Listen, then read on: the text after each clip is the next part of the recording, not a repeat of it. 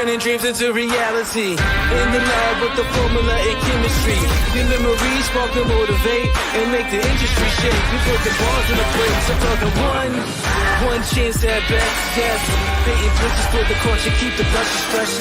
Flip the cover with the drummer, passion never rests. Freedom is our teacher under pressure, now we blessed. See, I was so good for the gold. Well, how do you like that? Oh, wait, we got to do the intro. Let's do the intro right now.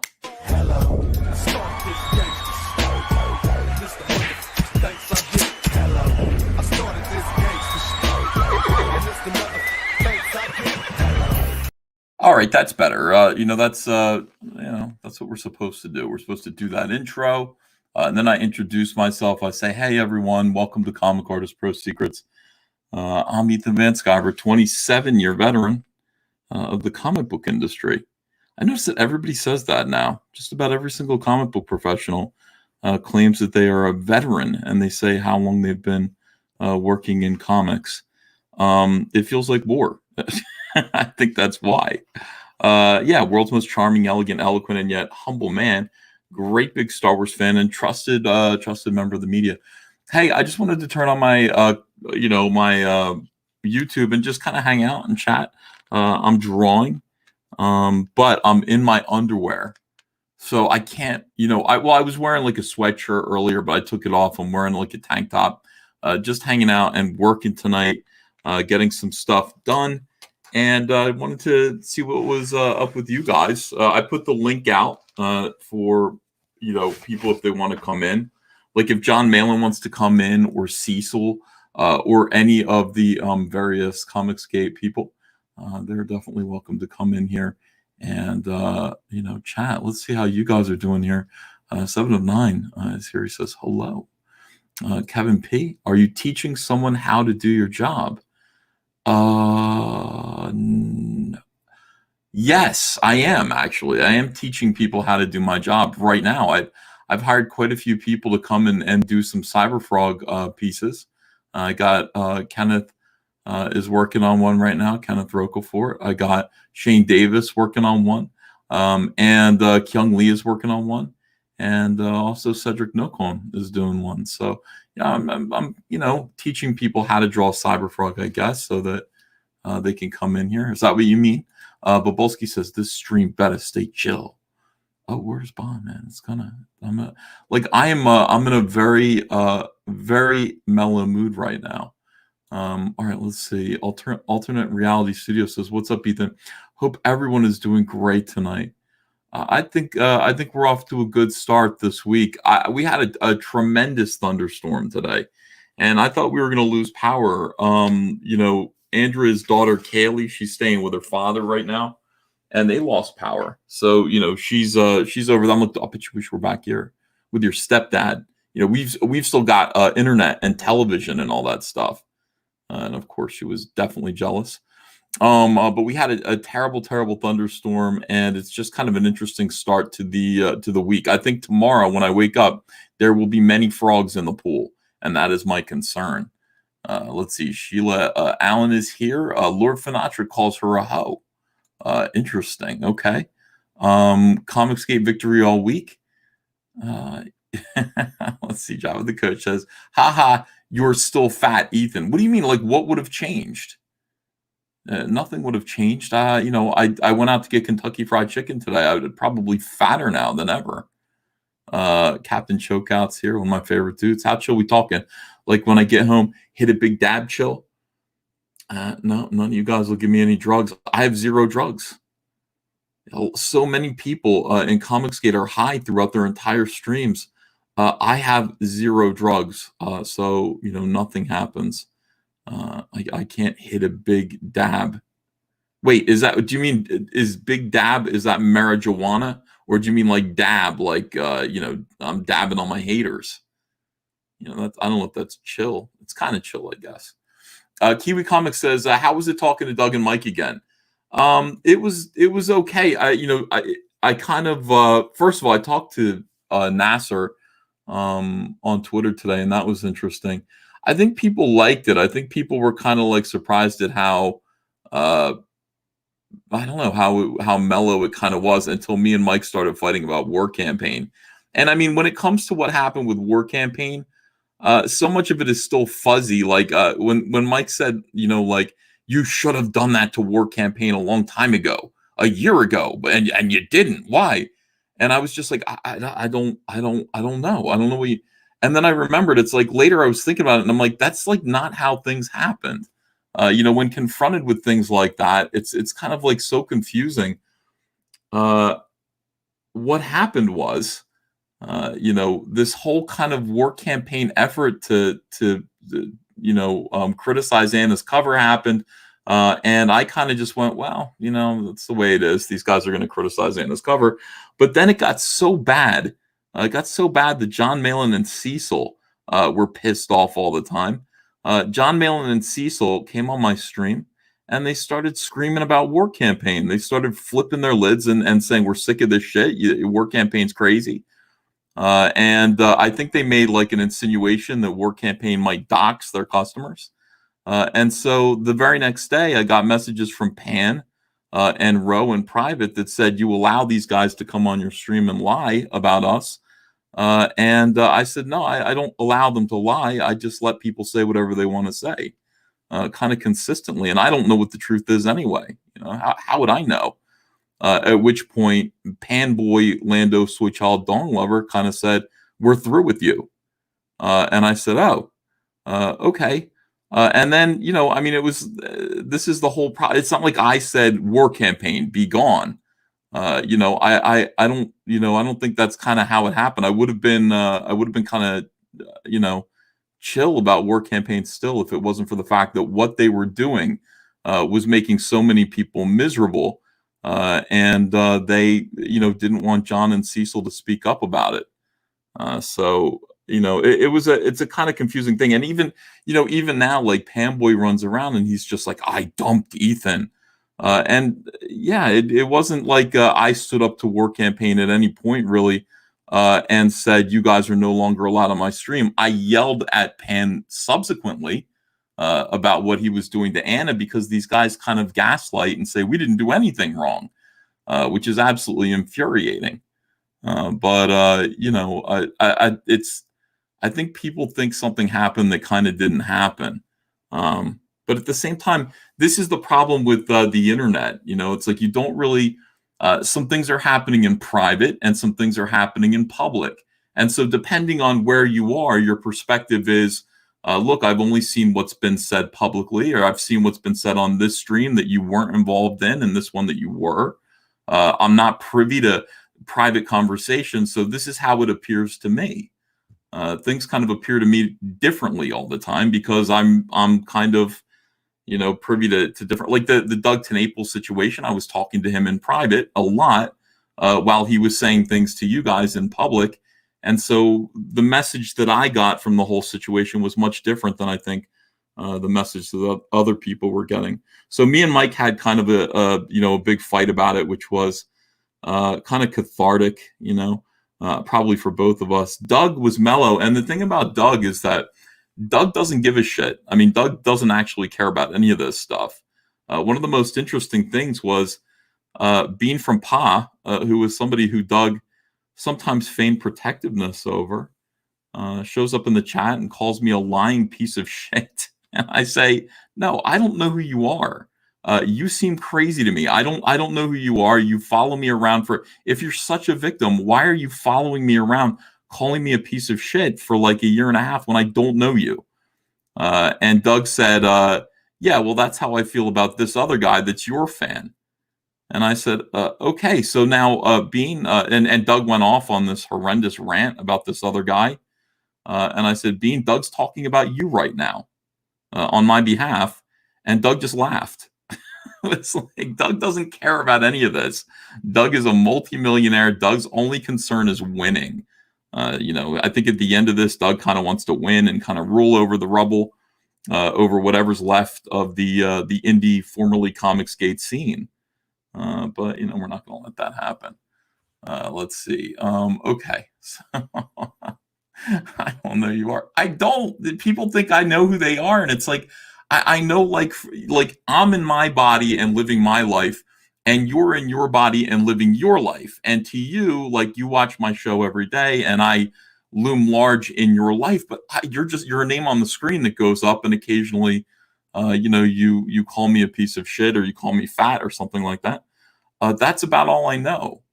I don't, when I turn off the computer, I don't think about, even when the computer's on, I don't think about somebody like Bean from Pa. So it's a thing where you kind of go, okay, I honestly, I don't know you, and whatever problems you have, I cannot relate to them. I am aloof to your problems. Jabba the Coach says, I know who you are, Ethan. I know who you are too, Jabba. I know where you live too.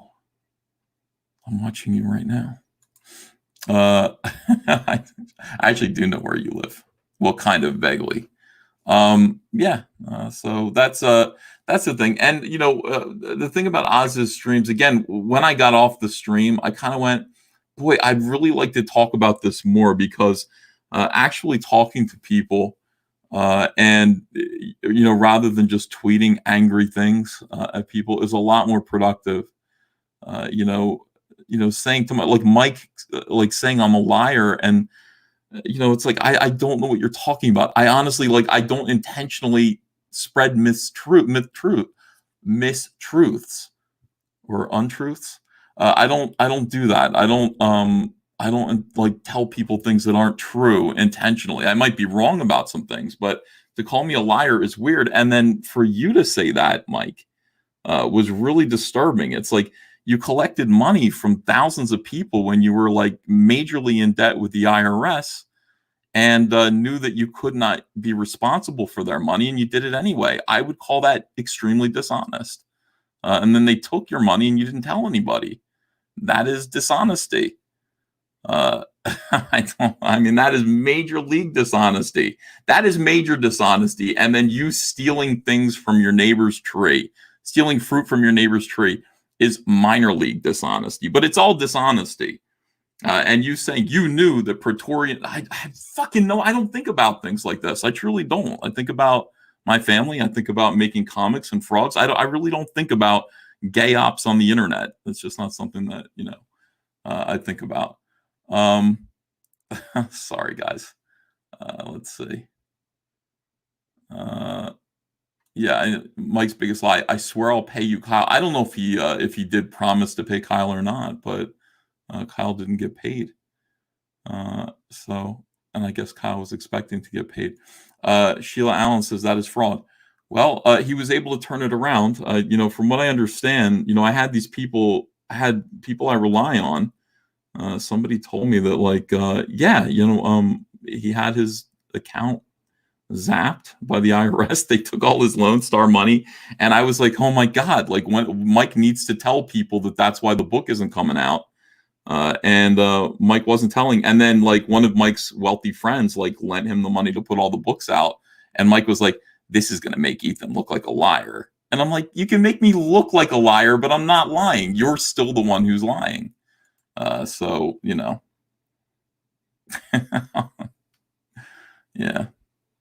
Kumquats for the win. I agree. Yeah. And I did ask Mike, I did say, please do send me a copy of, my Lone Star cover, because, he said that he would be sending those out later, I guess. I would like one. Let's see. Remember, you will always be number 2. Yeah, this was actually like pretty cool news, and it did get around a little bit today. And I was able to share it on my Facebook page, which was very, very nice. Cyberfrog, of course, is the number 2, and this isn't the best chart. I should find the one that somebody made for me that shows actual sales. But I guess, like, in the last 10 years, Cyberfrog is the number 2 best-selling number 2 issue. Wait. It's too many number 2s. I need it to be the number 1 selling number 1 issue, but no, it's the number 2 best-selling second, like, sequel. So it's kind of like Godfather 2.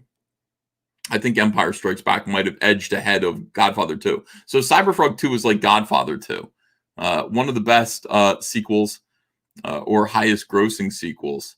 And I posted this on Twitter, and I guess like the usual suspects came out and kind of flipped out about it. I mean, they're like, well, you can't compare your books to Marvel and DC books, and I don't really know why.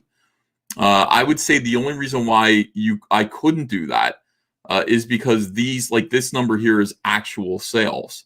I actually, put 1,018,000. Actually, it's like 20,000 now. $1,020,000 worth of comics into the hands of buyers, and not just comic book retailers. So I guess I can't like compare. Like, this is gross sales to comic book stores. So Marvel did technically move that number of or make this much money selling Secret Wars 2, but not necessarily to fans. They didn't actually sell these to customers, to readers, to fans. They just sold these to comic book stores, and I don't know how many of them actually sold out, and how much money the actual book generated itself. But this is pretty damn close here. This is pretty damn close. We could possibly beat this if I get to obviously if I get to beat Order of the Stick. Then I will have beaten Secret Wars 2. I didn't even read Secret Wars 2. All this stuff is just such nonsense. I don't read the Star Wars books either. I can't. I haven't read a Marvel or DC book in so long. And I think it's because I just used to get them for free. I used to get Marvel and DC books for free in big bundles every single month. And it just seemed like kindling at some point. It was like, oh my God, there's so much of this stuff. I found one. I found a comp box in the next room. I guess I still had it. I brought it over from the old house. I haven't opened it yet. I haven't gotten into it. But I mean, you really get a sense of just, DC Comics at its height of just producing a whole lot of comics. A lot, too many comics, when the strategy is like flood the shelves all the time. It's like this stuff is just unreadable. Absolutely unreadable. Okay, let me see. If you beat Order of the Stick, can you put up some more frog boxes? No, I can't. That's the other thing that's going on right now. People, okay. Jabba the Cuck's like, now it's boring because you're talking about comics. All right, let's talk about drama. We got War Campaign doing something interesting. They're doing, they said it's Refund Monday. They're refunding Comicsgate books today. And a couple of Comicsgaters have noticed that like they've gotten 5 or 6 refunds. And that was very sad. I got 2 refunds, and I know who both of the refunders were. They're like Comicsgaters. But one of the people who refunded tonight was he'd like backed a honeycomb box. It was shocking. I was like, you are refunding a honeycomb box? They're like sold out. Yes, indeed. So when I refunded his honeycomb box, suddenly, it appeared in my campaign. It was like, hey, there's an extra honeycomb box.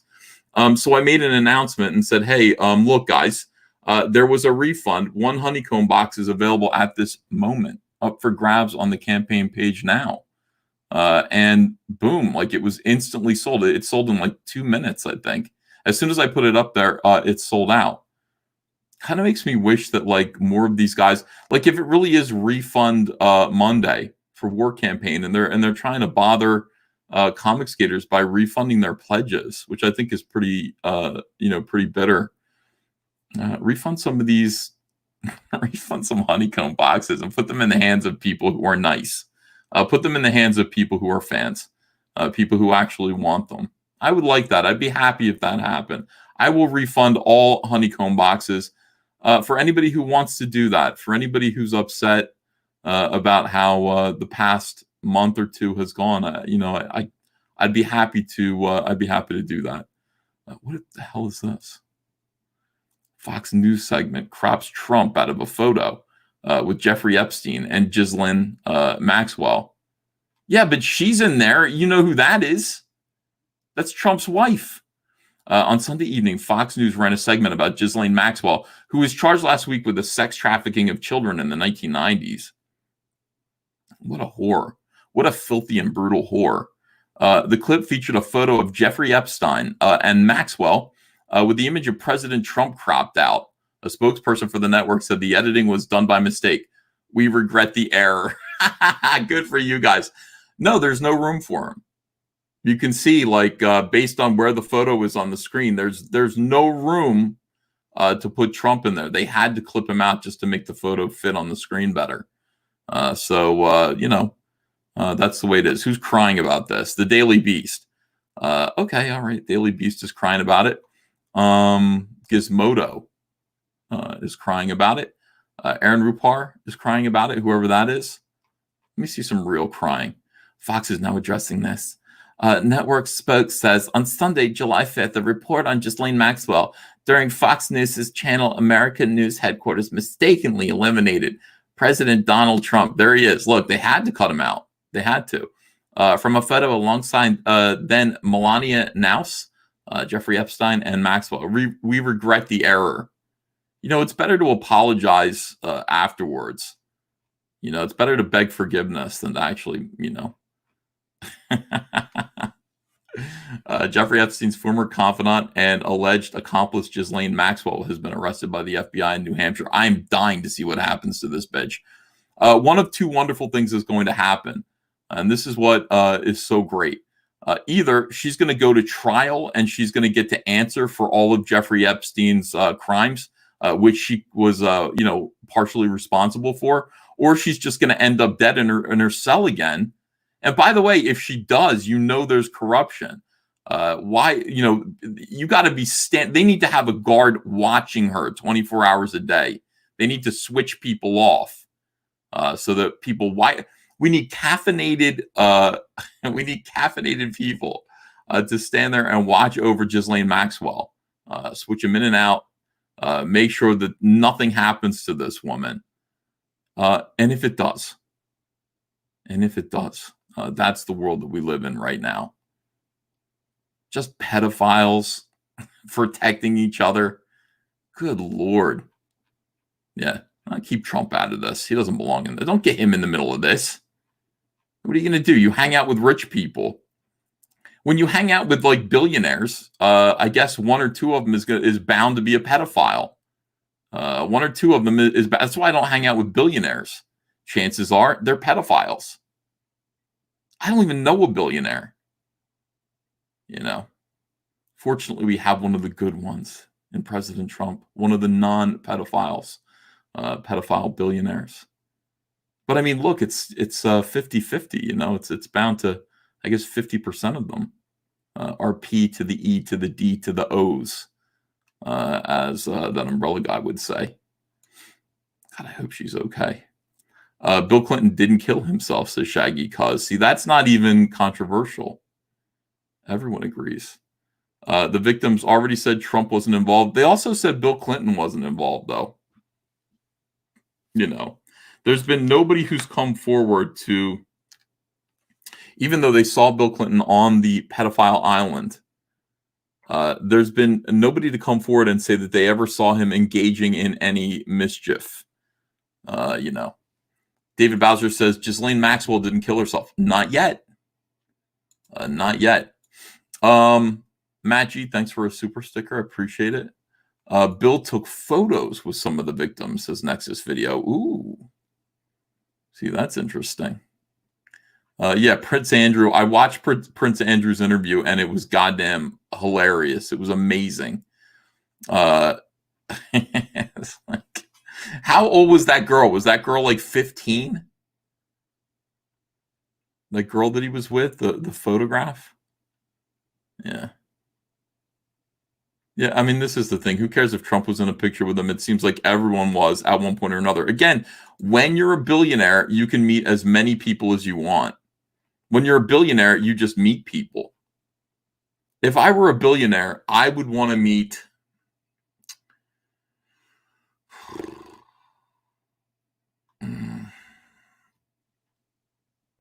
Actually, I don't think I'd want to meet anyone. Is there anyone I'd want to meet and hang out with?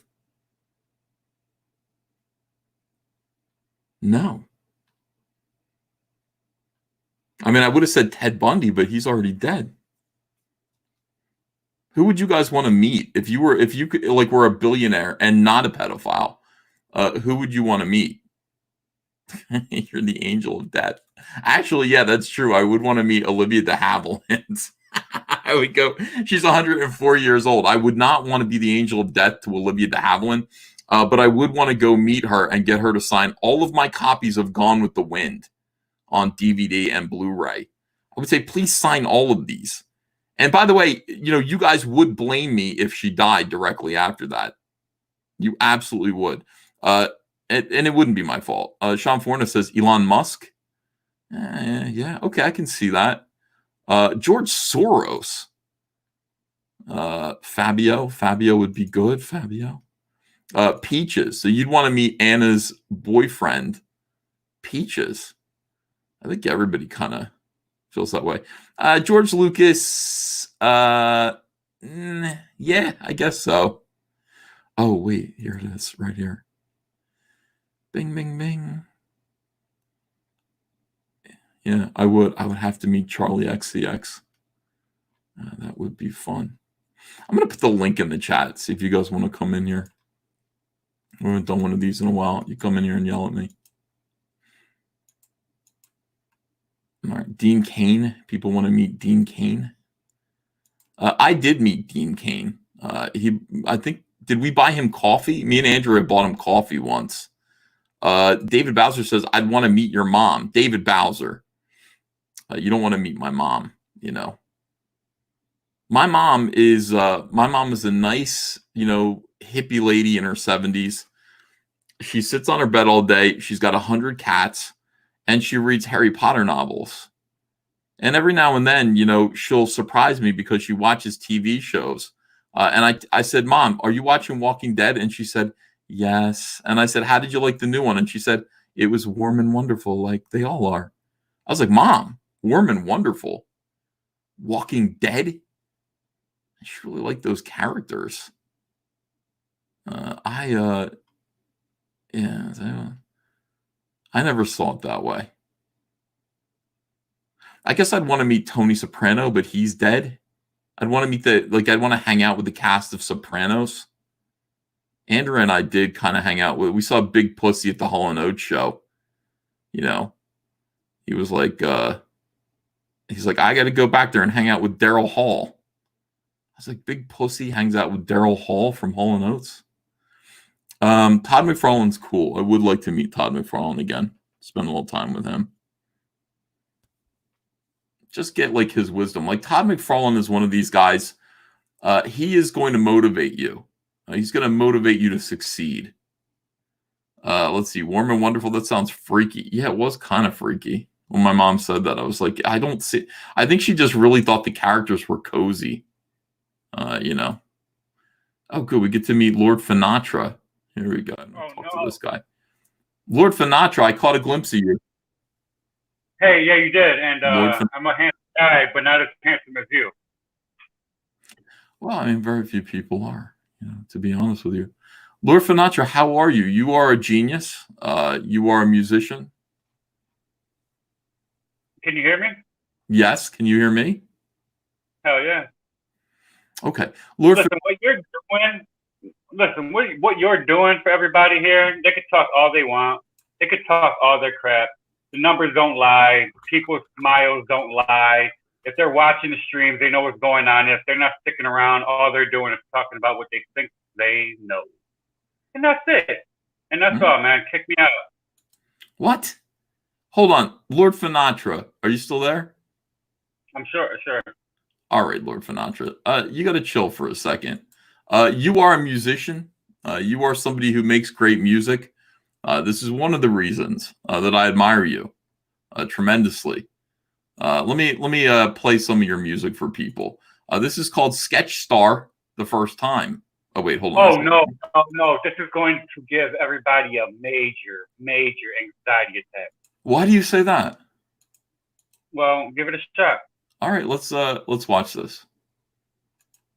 Hello, everyone. Huh? Having a little trouble with the mods. Huh? That the mods are holding back comments. So that's my purpose here, and that's what I'm about to do right now. Stop this shit now. Huh? I'm just doing it live. I gotta do it live because if I don't do it live, no one will believe me. Huh? But if it wasn't for the backers, I wouldn't even talk about it. Huh? Well, I'm gonna say right fucking now. When I tell you this Cumberbatch Pepper Potts is a fucking bitch, huh? A war campaign or a fucking Liam sip. Cumberbatch Pepper Potts, I don't give a fuck how you try to change the subject. You're on my shit list, motherfucker. I don't know why the fuck you motherfuckers keep trusting these goddamn fucking bitches. Why don't you motherfuckers listen to me the first fucking time? Mhm. Why don't you motherfuckers, instead of waiting 2 months to say, oh, Sketch was right, why don't you motherfuckers, listen to me the first fucking You hear me, motherfuckers? Are you fucking sorry. me? I could have helped you, man. All right, I'm look, sorry. I'm sorry. I could. He was going off. That was great. I mean, that was really, really good. I don't know why you would be ashamed of that in any way. Well, I spent like hours listening to that. You know,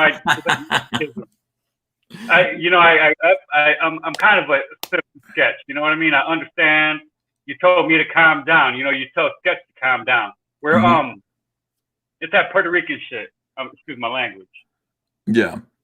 Well, I mean, Sketch Therapy is very enthusiastic about stuff, but I found he's got a good heart.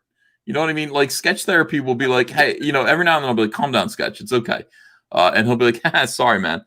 He's actually like, he's a kind fellow, I think, in my estimation. But yeah, when he gets angry, he doesn't stop. I'm probably gonna. If you look up a skeptic, what the heck do they call him? The a skeptic? loyal skeptic. No, a loyal skeptic. If you look that up, that'll, you know, that I understand.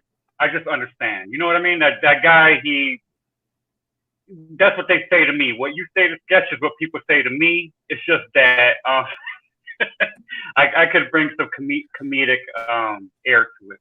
That's all. I love it. I love Sketch Therapy. All right, Lord Finatra, really good to meet you, man. You too, man. I'll see you, brother. Keep it up. Bye-bye. Jason Bascom. What's up, man? Look at your beard. You look like Scott Ian from Anthrax. Yeah, I get that up quite often, actually. Cecil called me Anthrax, so that was pretty complimentary.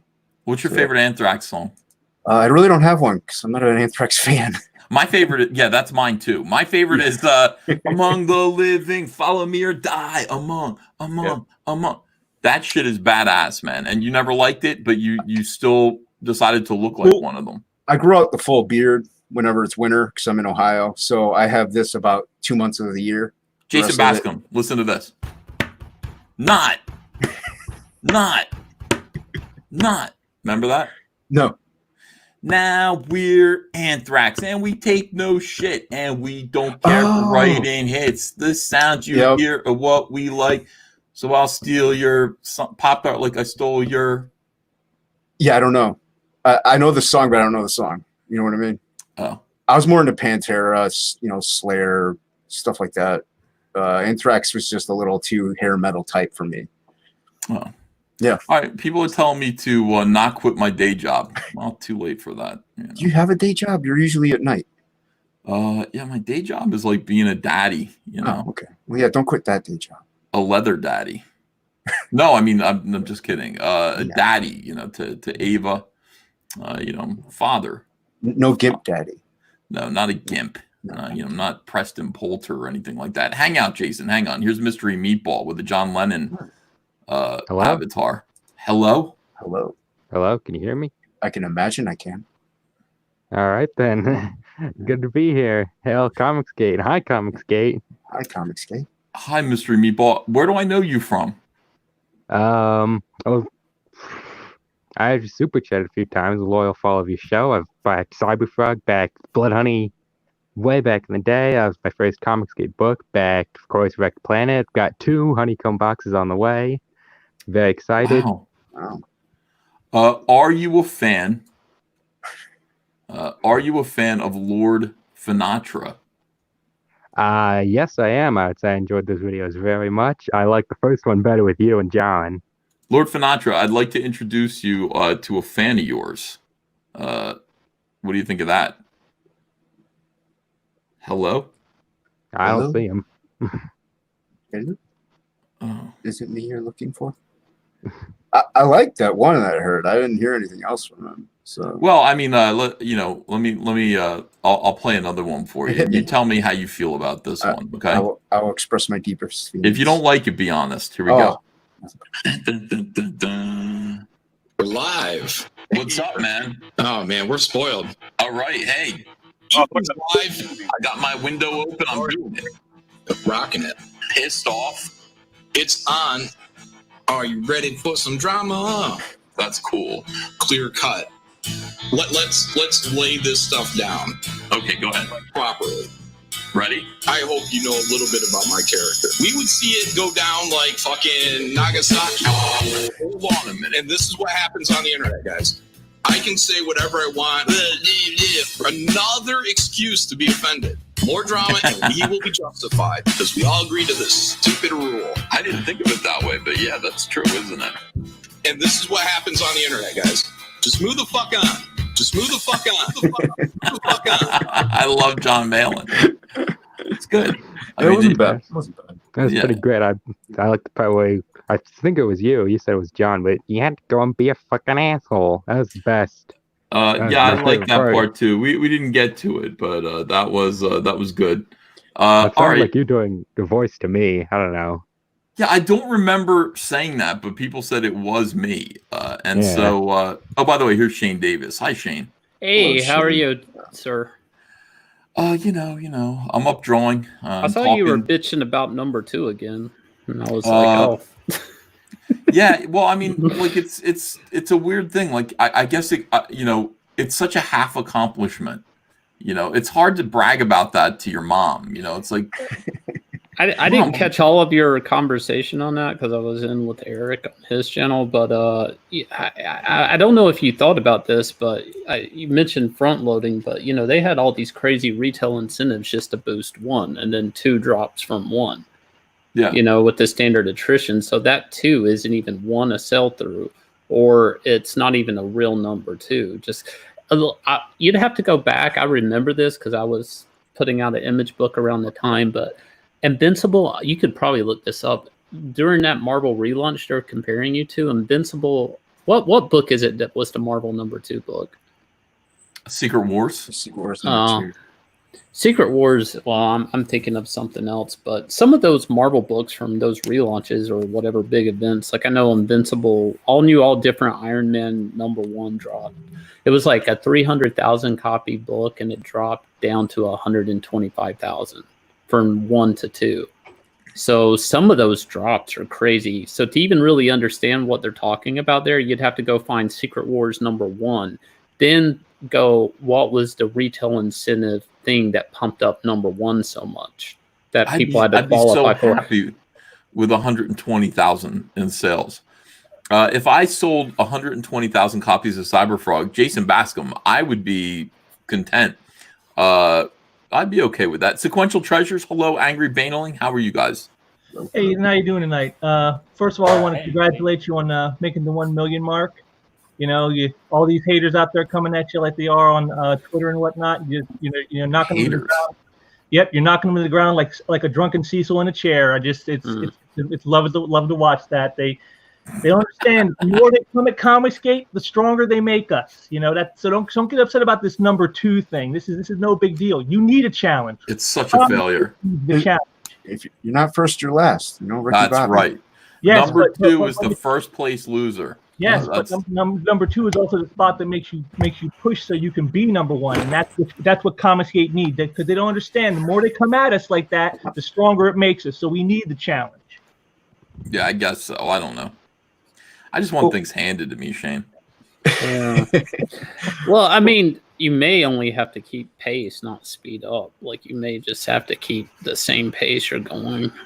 Like I don't think you actually have to try harder because they're falling behind. So Oh yeah, you're right. Like if I keep this pace and they keep losing yeah, theirs, You Yep. know, What is it? Steady wins the race. Sean Crummell. What? Listen to me, Sean. Sean, what are you mad about? Why don't you come in here and say what you need to say, Crummell? Every single day. David Bowser says, "Remember, those numbers are shipped to stores, not sales." I know that. That's what's so frustrating about it. Adam McGore says, "Are you doing more trading cards in the future? If so, would you make it as its own separate perk?" I'm doing trading cards all the time. Shane, trading cards are a great way to keep fans interested. I was going to tell you, I was going to say it the other night on the stream before Cecil fell out his chair, that that's one thing I like about CG is it's very retro to me, because I was a big fan of the Marvel trading cards like Art Adams and people would do. Like, you guys just need some chase cards, some hologram chase cards. I kind of have a chase card. If you signed up for my mailer back in the day, you got the card of the lead character with his name. Otherwise, his name doesn't appear in the comic book. So you don't know his name unless you signed up for the mailer and got that card. But see, that's what's great. Everybody has cards, so it kind of makes the card collectors of CG bounce around everybody's thing. To me, anyways, because I used to collect Marvel trading cards, even though the CG cards are each one's different. It kind of makes you want to collect all the CG cards. Yeah, I still have some of my old card sets that I used to collect. I got like the Vampirella ones. I got the She. I've got what the Bloodlines DC did for those aliens and the annuals that one year. I got all kinds of trading card sets I still have. Dude, Ethan, share my screen. Check this out. I got this the other day. Like, it's Star Wars tops. It's all the top stickers. That's all it is it's all the stickers. It's even got the poster. And then you put them in backs. scenarios, or what do you do? No, it's the trading card stickers. Oh. You remember the old, like, they put them all together. Yeah, It's I remember like, that. I remember those. So it's got like the movie scenes. I was it's on sticker paper, of course, so you only get like one page, but like, just being a fan, like, I was like, this is super sweet. Remember those cards? I had a pair of. Remember the backs used to make a poster, right? So they did this, so you can pull it out, and you do have the poster, but you have the seams in it. But like, of course, that's like a Raider. I was really impressed. Topps did this. I was surprised that they went to this trouble. Like, it's got basically every sheet. Yeah, well, if you're an old Star Wars fan, it is. Well, I am. I had a bunch of those cards, and I traded them for Naked Charlie's Angels card. Wow. In 1979, like, one of my neighbors was like, "Look, it's a woman in the bathtub," and it was like the same kind of card set, but it was Charlie's Angels, and one of the angels was naked in the bathtub, and I traded some cards for that. The other was thing, it worth it? Who wouldn't have? Yeah. Well, I was probably good. naked in a bathtub too, because I was not even one. So Yeah. in '79. I was 3 or 4. I was already thinking about, I wonder what these women look like in the bubble bath. Full on testosterone at 3 and 4. At 3 or 4? Right. What's wrong with you? I told you guys that I wanted to, like, I watched Susan Day on Partridge Family and wanted to bang her when I was like 2 or 3 years old. I don't remember why, but I did have. I remember having those feelings. Isn't Fragged doing a trading card for Jason Bascom? If I hit my 5,000 funding goal, he's doing a trading card. Yeah. All right, here comes Micah Curtis. Hello, Micah Curtis. How are you today?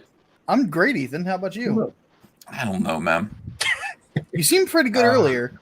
Well, It's fine till he found out he was number 2. Yeah, could be better. Here's Captain Chokeout, who's going to make me feel much better. I like Captain Chokeout. Morning, everybody. This guy is a man's man. This guy has the right attitude about everything. Captain Chokeout is a miraculous human being. Good morning. How is everybody? Good morning, chat. Good morning, panel. He's a man's man right there. Just that facial hair alone. Here's somebody called Toby the Tangerine that's probably an Australian. Let's find out. Hello? Jordan sent us links and we showed. My bad. I'm trying to get into a different stream, but this keeps bringing me to yours. All right, my bad. Yeah, I'll leave. Okay. Bye-bye. Hey, EVS, can I just say something before you kick me out? Yes. Thank you for doing all the streams you've been doing lately. They've been helping me a lot. Literally, depression cures your stream. So I just wanted to tell you thank you. Coming here and thank you for it. That's it. Well, Angry Baneling, I'm really glad to hear that, man. Yeah, that's kind of why I do this. Andrea always says, "Are you going to stream tonight?" People want you to stream, and I'm like, "You just want me to go away," and she's like, You have to wonder what's she doing while you're busy streaming. She's up there with Ava, and taking care of Ava. But no, she's like, you got to go stream, and then she watches the entire stream. Like, she's a fan. Like, she watches the stream, and then she has comments on it. Sometimes they're unfavorable comments, but most of the time, they're funny. And last night, she was just like, "Did Cecil get hurt?" And I was like, "What do you mean?" She's like, "The crash that Cecil made when he fell out of that chair was ungodly." And one has to wonder if Cecil. I mean, that was a loud noise when he fell. Yeah. People have to understand, when you are not prepared to fall and you fall, I think it hurts. Well, that wasn't staged.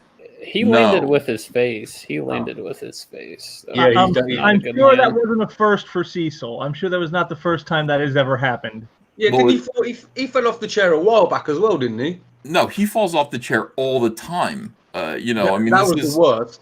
Yeah, like he gets drunk a lot, like really drunk, and then kind of. Well, this is in case you missed it. Here's here's what we're talking about. Micah, did you see this, Micah Curtis? I think I saw a clip of this on Twitter, and I'm like, hey, Cecil didn't get his dick out this time, so there's that at least. Oh, okay. Well, here we go. Let's check this out. Crazy good. I know with us having that Look many.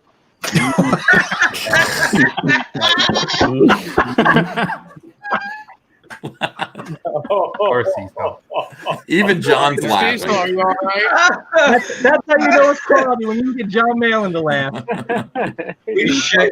Shane was laughing so hard. Dude, my mic was on mute. That's the only reason nobody's hearing me even talk. That's what YouTube channel looks like right there, guys. You gotta be on it. That's the difference between successful and Cecil. It's a great line. That is why John Malin. People go, "Why John Malin?" John Malin has the best line at all times. Shane's laughing like, "What the fuck has Ethan brought me into?" Like, I mean, that awkward laugh. Like, I've watched Ethan's show for a long time, so I'm kind of familiar with Cecil from on. He lives up to what you expect, I guess. I just didn't expect to be on stream with him. The worst thing ever, though. I mean, Shane, there was a period of sobriety that was so bad, like from Christmas to no, it was after Christmas. January, wasn't it? January, he stayed sober the entire goddamn month, and he was insufferable. It was like, just have a drink. Yeah, and he. I think it was because, around Christmas time, he got really fucked up. That's when we wrote "Daddy Can't Rape Us All," and he started singing, "Do They Know It's Christmas?" And it was probably one of the greatest streams ever. It was fantastic. So much shit for that song today, and I was never around for it. I said you guys aren't a hate group, and they're like, "Do you need the lyrics to Daddy Can't Rape Us All?" And I'm sitting here thinking, like, isn't that a song about taking one for the team, like one sacrifice, and then the others get away? First of all, here's where that came from. Cecil was talking about he was talking about a country western group. What was that group? Can't remember. The Mandrell, Barbara Mandrell. The Mandrell sisters. And Cecil just said, "Didn't you hear their first hit, Daddy Can't Rape Us All?" And I had my guitar, and I was like, "Daddy can't rape us all. Daddy can't rape us all. Daddy can't rape us all tonight." And by the way, don't you know the lyrics to that? These are the lyrics: "Daddy can't rape us all ×3, and then tonight, and then Daddy can't rape us all ×3 because it ain't right." And those are the lyrics, Shane. So if you're, if you're wondering, speaking of Daddy Can't Rape Us All, when are you gonna do another concerto stream? I don't know. I think about it a lot. I guess I'm like, I always go to my piano and I start playing, and I'm like, nobody wants to hear me sing this song, and I just kind of walk away from it. But I not that song, but I'd love to listen to Last Piece of George again. Oh man! Imagine Eric July doing a version of "Daddy Can't Rape Us All." Well, I mean, I did it on piano before. These guys, here's the thing about Daddy Can't Rape Us All. First of all, it's one of those things that it's like in the middle of the morning, everyone's drunk, and we're making a joke about country western music. And we're not making light of child rape. In fact, we're saying Daddy can't. We're the victims here, and Daddy can't. And by the way, Daddy is Disney. It's Bob Iger and Disney. So it's an allegory. Is that what allegory means? Sure. Yes. Yeah. Okay, thank you. It's an allegory for Disney destroying us, and he can't. He can't do. That's what it is. And there are some very disingenuous people that are just waiting for us to say something like that they can misconstrue to mean something else. It's all bullshit. They don't even need that. They already do that now to you with like the Sinestro sketchbook and that Uber Allies thing that Moots Bauman made, and they blame you for that. They don't even need you to do anything. They'll make it up on their own if they have to. That's what these people are about. That's what the haters do. Absolutely. Well, there's also inconsistency because they've got the whole thing with the incel bros and Tug's daughter. You don't see Doug TenNapel, telling them to fuck off. Nasser Rabidi told people to go watch their show today. So it's selective outrage. Dickhead, man. Nasser's a dickhead, and like Ethan, you got too much leeway with him. He's only listen at 21. Like how old is he? He's 22 or 21. I don't know. Something like that. Yeah, he's an adult. Is he on the spectrum? Yes. Sometimes all I right. wonder. That's all right. We established that very quickly, and that's why Nasser gets some kind of leeway, because Nasser cannot. First of all, Nasser's incapable of lying, which is interesting. No, I've never heard Nasser lie. You can say whatever you want to say about him, but not even to spare your feelings. So that's how you know he's on the spectrum. You'll go, "Is your mom pretty?" And he would be like, "No, she's old, wrinkly, and kind of ugly." You know what I mean? That's because Nasser can't tell an untruth. He has to just tell it like it is all the time, and that's why he kind of became famous. He came on the show, and Cecil was really becoming a star, and he just went, "I don't think Cecil's funny at all." And it was like nowadays. I mean, I guess you could say that to Cecil, but then, Cecil had never heard this 21-year-old kid be so upfront with him and rude. Hi, John Malin. How are you? Good morning. Hail, Coach Malin. Morning, John. Malin Militia in the house. Good morning, John. All of these people, even like Liam, man. Liam, there was red flags everywhere. The dude's an adult, and he's having full blown out. He has tantrums worse than my 5-year-old. And then with Mike, there's and Doug, all these dudes they all do little things with red flags, and I was just I wish you'd see them sooner. Doug, were you talking to Doug? Did you say earlier, Doug and Mike? Yeah, I talked to Mike a lot more than Doug. I think when I came in, Doug went. First of all, Doug wasn't on the screen. We were just watching him draw. I think Doug. They don't deserve the steam off your piss, Ethan. Well, I mean, that's why they keep sniffing around, though. I mean, they talk all their shit about how they don't need you and they don't want you. They don't want your simps. They don't want your subscribers. They don't want any of that stuff. And yet they keep sniffing around you every time when they got a project coming out or when they need some money. It's always, "Oh, let's bring up Ethan." And that to me, that is the true sign of your success, Ethan. That's a success you can't measure by some metrics for sales of a comic book. Is when you have people who are dedicated to not liking you, and yet they still need you to make their money. That's success for you, baby. That shows how great you are, because even your haters need you to make the money. Oh, he's still number 2. So I'm number 2. Why don't they go to whoever wrote Secret Wars and bother him? Ethan. Wait, so did you go on a stream with Mike and Doug? Is that what happened? Yeah, I went on. John, you weren't there. You didn't see it. No, I just woke up. What happened? All right. So on whose channel was this stream? It was on Oz's stream, and I think Oz was like, he's like, "I'm gonna have Doug TenNapel on," and I went, "All right." And I kind of ignored it. People were saying it was really, really, really boring, because Doug was just drawing and kind of muttering. Doug is boring. Yeah, that dude is not entertaining to look at. Well, he's entertaining to look at. I don't know if he's entertaining to listen to. I mean, but mean, he is fun to look at.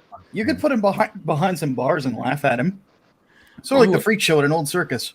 I wouldn't go that far. I just think that he's a very tall and gangly fellow who always has an angry look on his face and colors his hair weird. So I mean, he would be in a sideshow. He'd be a sideshow freak if we still had those sideshows today. Behold these shaven the rubber band Sasquatch. man or some shit like that. That's what Doug would be passing for right now. Slender Man. There you go. Hey, Mystery Meatball, I'm saying good night to you, my friend. You have a great night. All right, good night. All right, let me see. Angry Bandling, I'm going to say good night to you, my friend. Thank you for coming on, and seriously, thank you for the nice words about my show. I'm really glad that it makes you happy, man. Thank you, Uncle Lee. All right, I'll see you again soon, pal. What's been going on with War Campaign as well? You said when I was walking the dogs earlier, you say they're refunding projects and stuff as well. Yeah, we'll get to that, but doing the Oz thing, so Oz has a live stream. Doug's on there. Suddenly, Mike's on there, and then Deadwood Dale goes on, and it doesn't take long before they're talking about me, of course, right? And they have a couple of other people who Doug particularly got very angry with. They had a guy. I think they had was it P Money or J Money? J Money. Oh boy. They had J Money on there, and J Money was driving them absolutely crazy. Doug was calling him a stupid retard. Doug was really like he got under Doug's skin. He called him worthless. He called him a cultist. I first of all, I was kind of enjoying it. I was in the car driving back from getting KFC in a thunderstorm, and suddenly we've got comic skaters who are talking to Mike S. Miller and saying, Mike, you're not allowed to do political comics. You know what I mean? Like you're not. That's not what you're supposed to. You're not allowed to do that. And I kind of went. I hope comic skaters don't think that you're not allowed to do political comics if that's what you want to do, because that's just not what we're about. Yeah, the idea is you can do whatever you want to do, but you've got to bear in mind that your customers are going to react a certain way, and if you want to maintain the biggest possible audience, you shouldn't do overt political propaganda.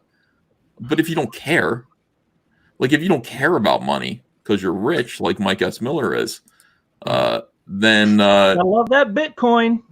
Become quite rich.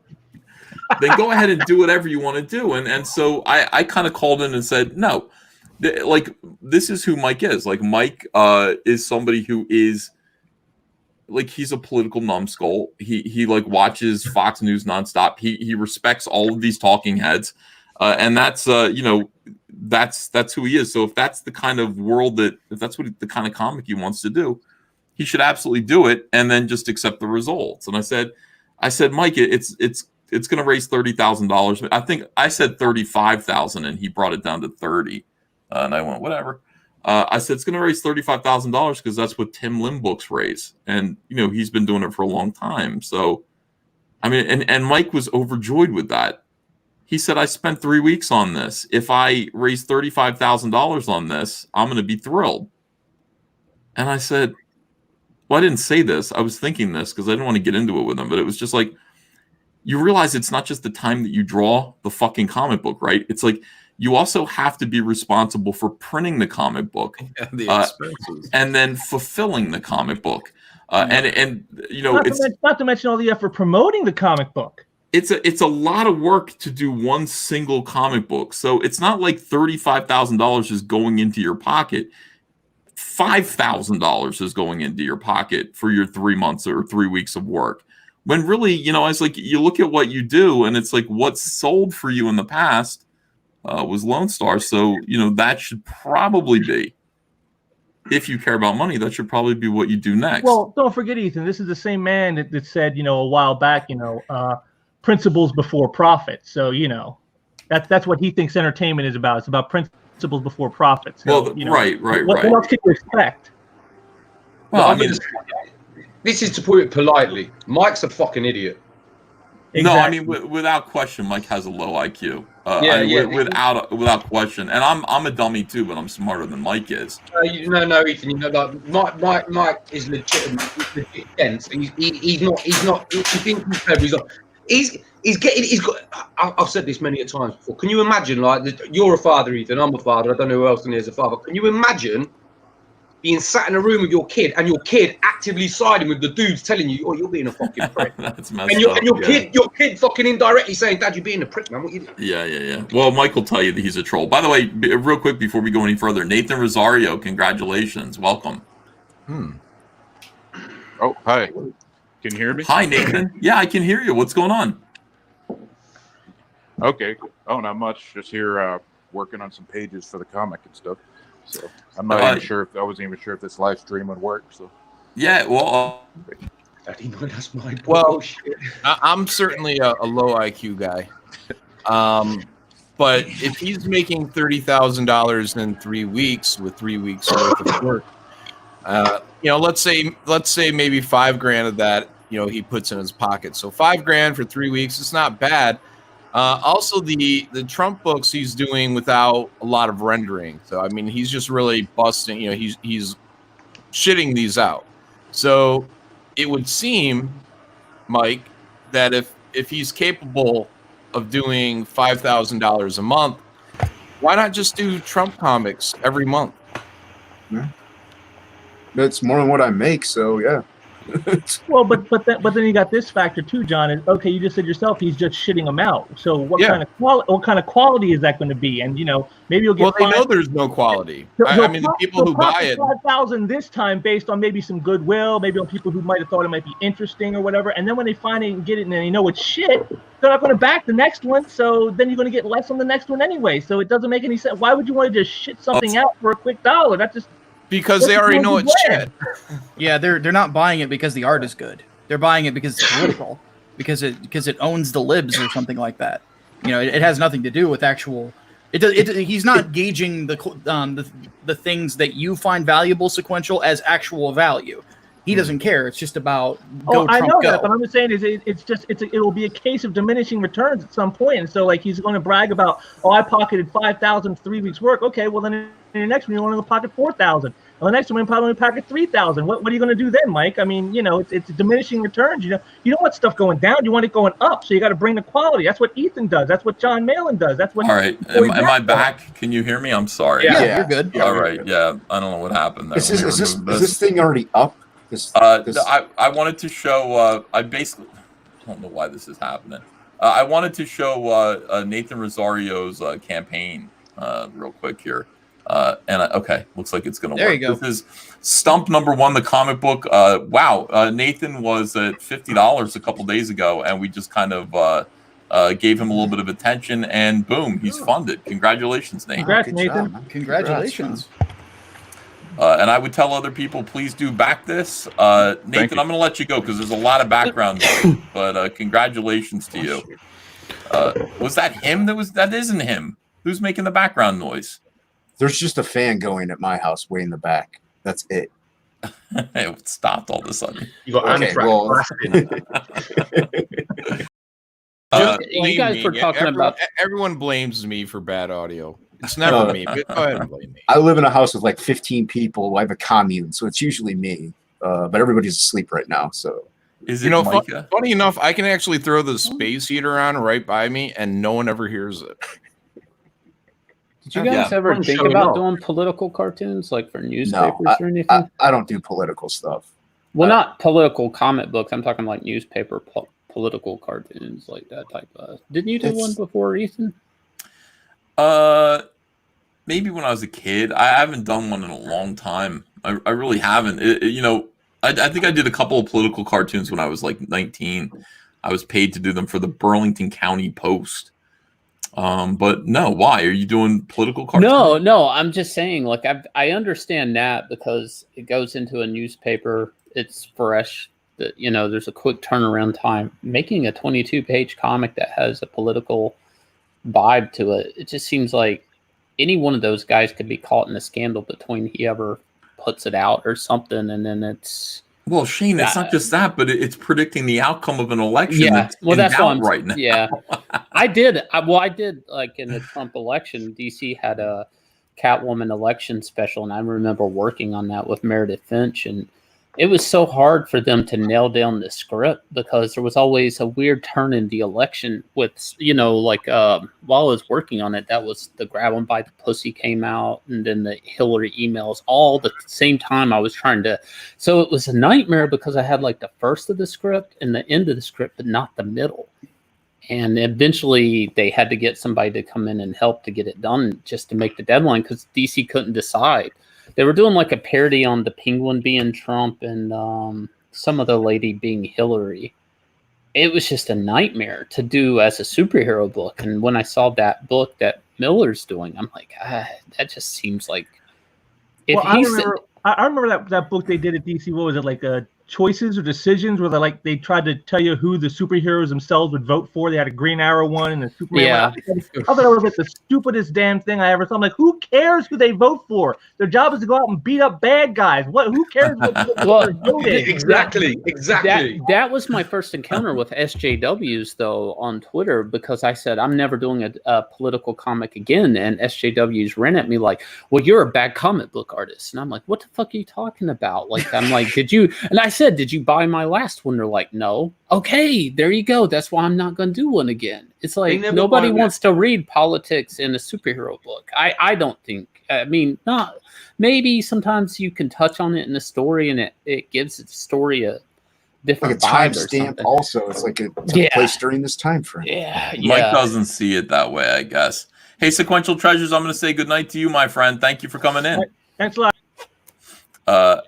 Fantastic. And Jason Bascom, I'll say good night to you as well. Good night, sir. Thank you for having me. Yeah, I mean, really, really great to meet you. You as well. Take care. Take care, guys. Okay, all right. Let's see here. Let's narrow it down a little bit. Yeah, so John, I was on Oz's show. And I came in there just to say that Mike's allowed to do whatever he wants to do. Like, if Mike wants to do a low selling political comic, like, he's an idiot, but like he should be able to do it. Now, the whole time I'm saying this, like, Mike is like, wait till you see my secret project. Wait till you see my secret project. What do you think his secret project is? Anybody have any guesses? Something that he's not smart enough to hire a writer on? Yeah, he's doing something before Lone Star, right? Yeah. Yeah, I don't know. Was he saying that to you or to the room? To everybody. And then in private, like, people send me stuff, man. I'm like, I don't ask people to send me stuff. But people do send me stuff. And they sent me this, which was really strange. And it just kind of goes to show, like, Mike's perception of things is pretty weird. I'll show you this, and you guys tell me what you think of this. All right. So here's Mike in his Discord, and he's just like, he's saying, hey, I had to laugh about the cereal comic. In other words, the mascots, the Mighty Mascots. He said, it's as if God hands down perfect examples of EVS being a hypocrite. All the crap he was throwing my way about the costumes being ripoffs of other characters, which was obvious and deliberate, and that was bad. He turned around literally minutes later and praised the cereal box comic for doing, in all caps, the exact same thing. The dude has no sense of irony or his own hypocrisy. It cracked me up to no end. All right, and then secret project's going to make his eyes implode. Tee-hee. Probably not, Mike. Probably not. Now here's what Mike was referring to. This is Mike's project, the Magnificent Seven, in which this is Superman. Okay, this is Dean Cain dressed like Superman. There's no doubt about it. The only difference is there's an A here. And I said that is not good. That is not parody. That is actual like IP theft. As opposed to this, the Mighty Mascots, which is good parody because you know who they are, I guess. This is Captain Crunch, but is it? No. This is Toucan Sam, but is it? No. Is this the Kool-Aid Man? No, not really. Not at all. Is that Sugar Quisp Bear? No. Is this Quisp cereal mascot? No. Is this Snap, Crackle, and Pop? God damn no. These are just evocative parodies. It's like there's no way that you could trace these back. There is going to be nobody who says you're stealing our IP because this looks nothing like him. It's just meant to be a stand-in. He's a bit of wanker. So Mike is comparing me promoting this and going, yes, this is good parody, to this, which Mike says is this is the exact same thing. This is clearly Superman here. Look at that butt. I mean, this is it's clearly Superman. There's no. And by the way, the other thing that happened, Oz said, Mike, did you throw Ethan's cover on the table out of spite like this? I saw that. And Mike did. He said he did. Yeah, he went, well, he knew and he did it on purpose. I said, Mike, why don't you just send me a couple copies of my cover, please? So I said, Mike, you are such a twat. Like, you are such a passive aggressive twat that you would do that. You are ridiculous. Why? I was surprised you asked for those a copies Napoleon because he'll complex. probably fart on them or something. I don't know what you're thinking. It sounds so strange when an American says twat. Are you sure he didn't just know that was a topic of conversations, or he's trying to get under your skin a bit with it? No, I think he was alarmed by it. He wasn't watching, I don't think. I don't think he knew. Oh, he's such a fucking wally, and he really is. Like, I mean, that's what I was going to say. A Wally? Yeah.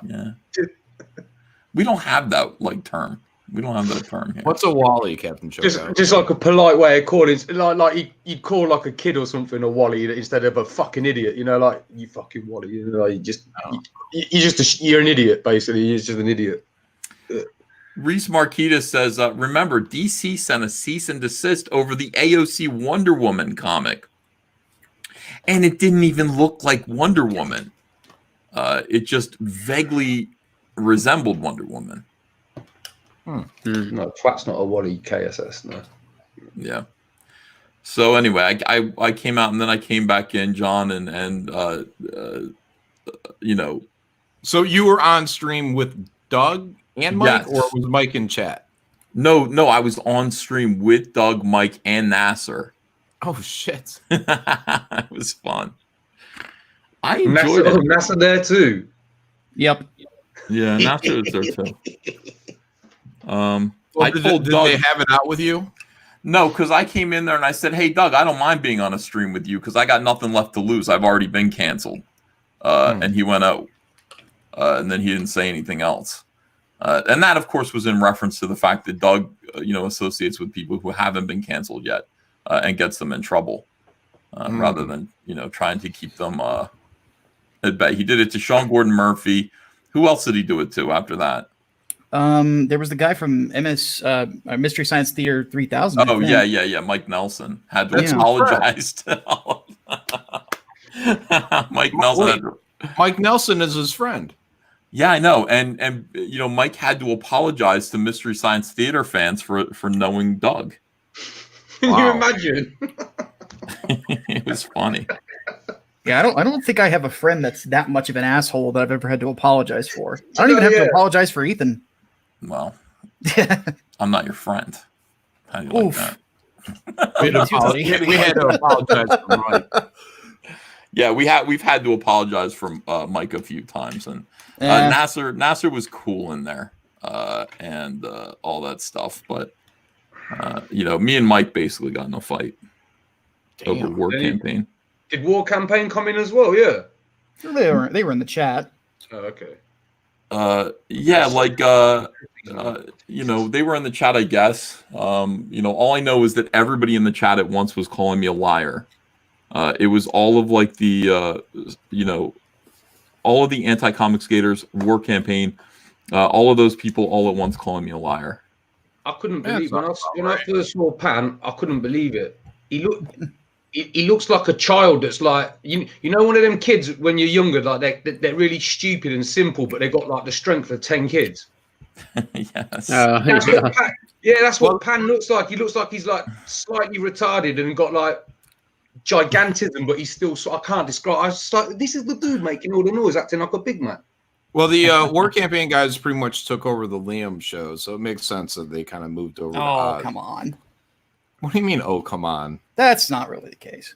Explain how it's not really the case. Oh, Other there's than, not really other many than War the Campaign fact guys that that go on there very often. Other than the fact that Liam's show is flooded with War Campaigners.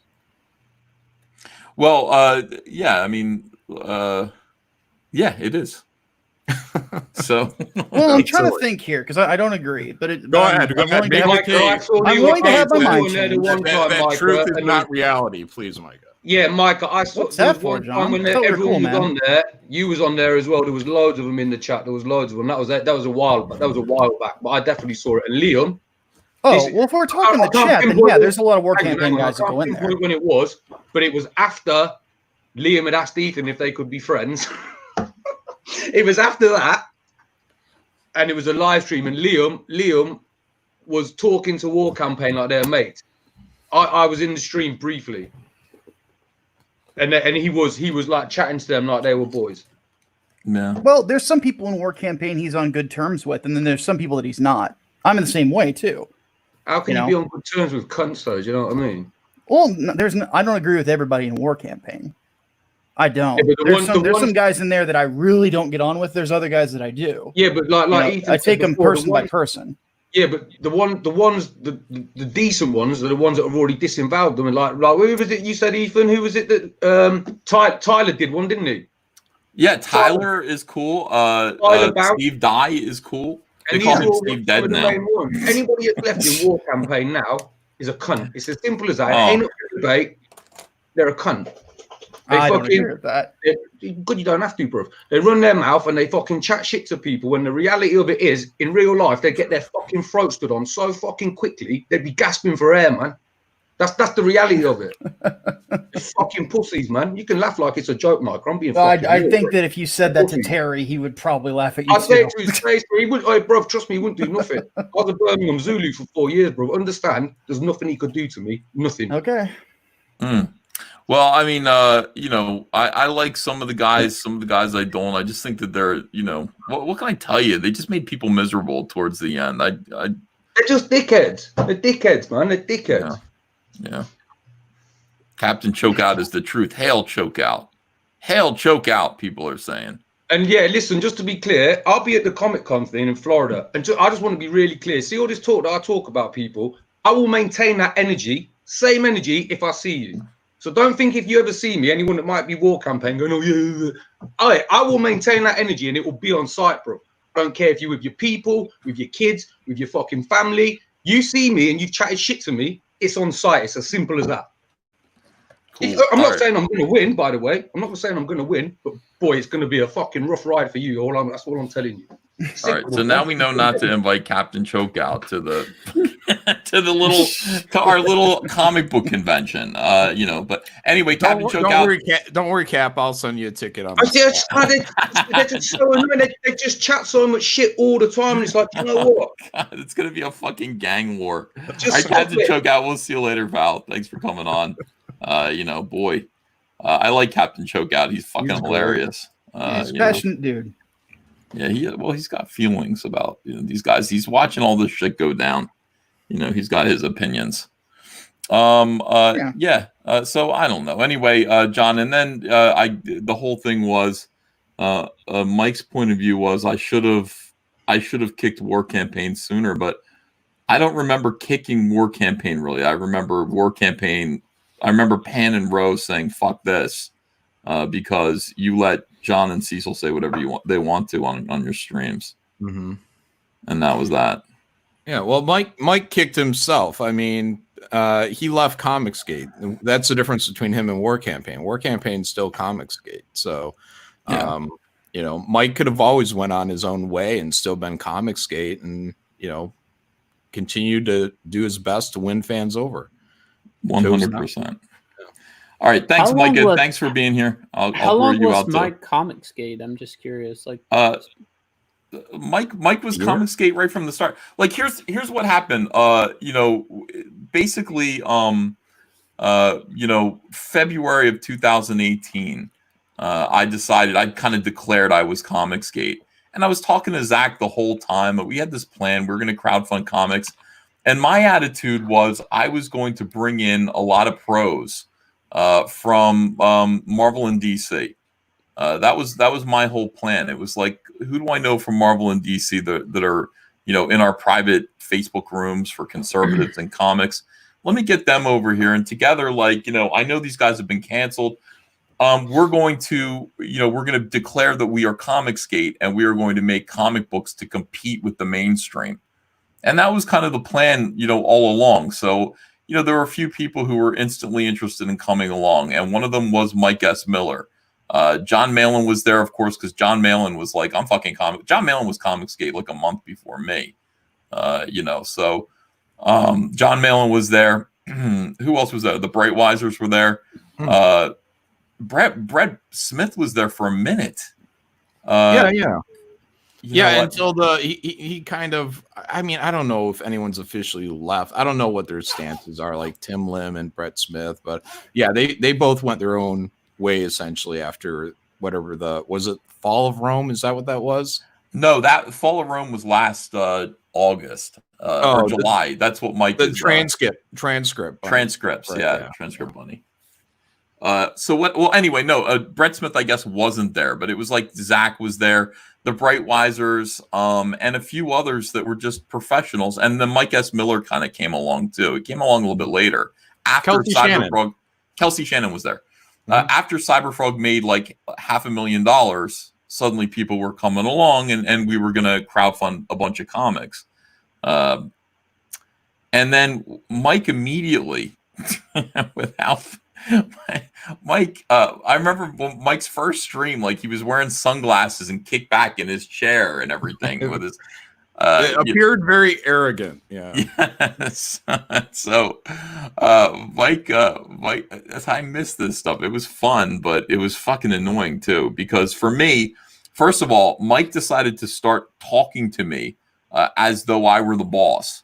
And so, he would say things like, let me run this by Ethan and see and so people got the perception that I thought I was, and that, I was the boss of Comicsgate because Mike was saying these things, and it really rubbed people the wrong way.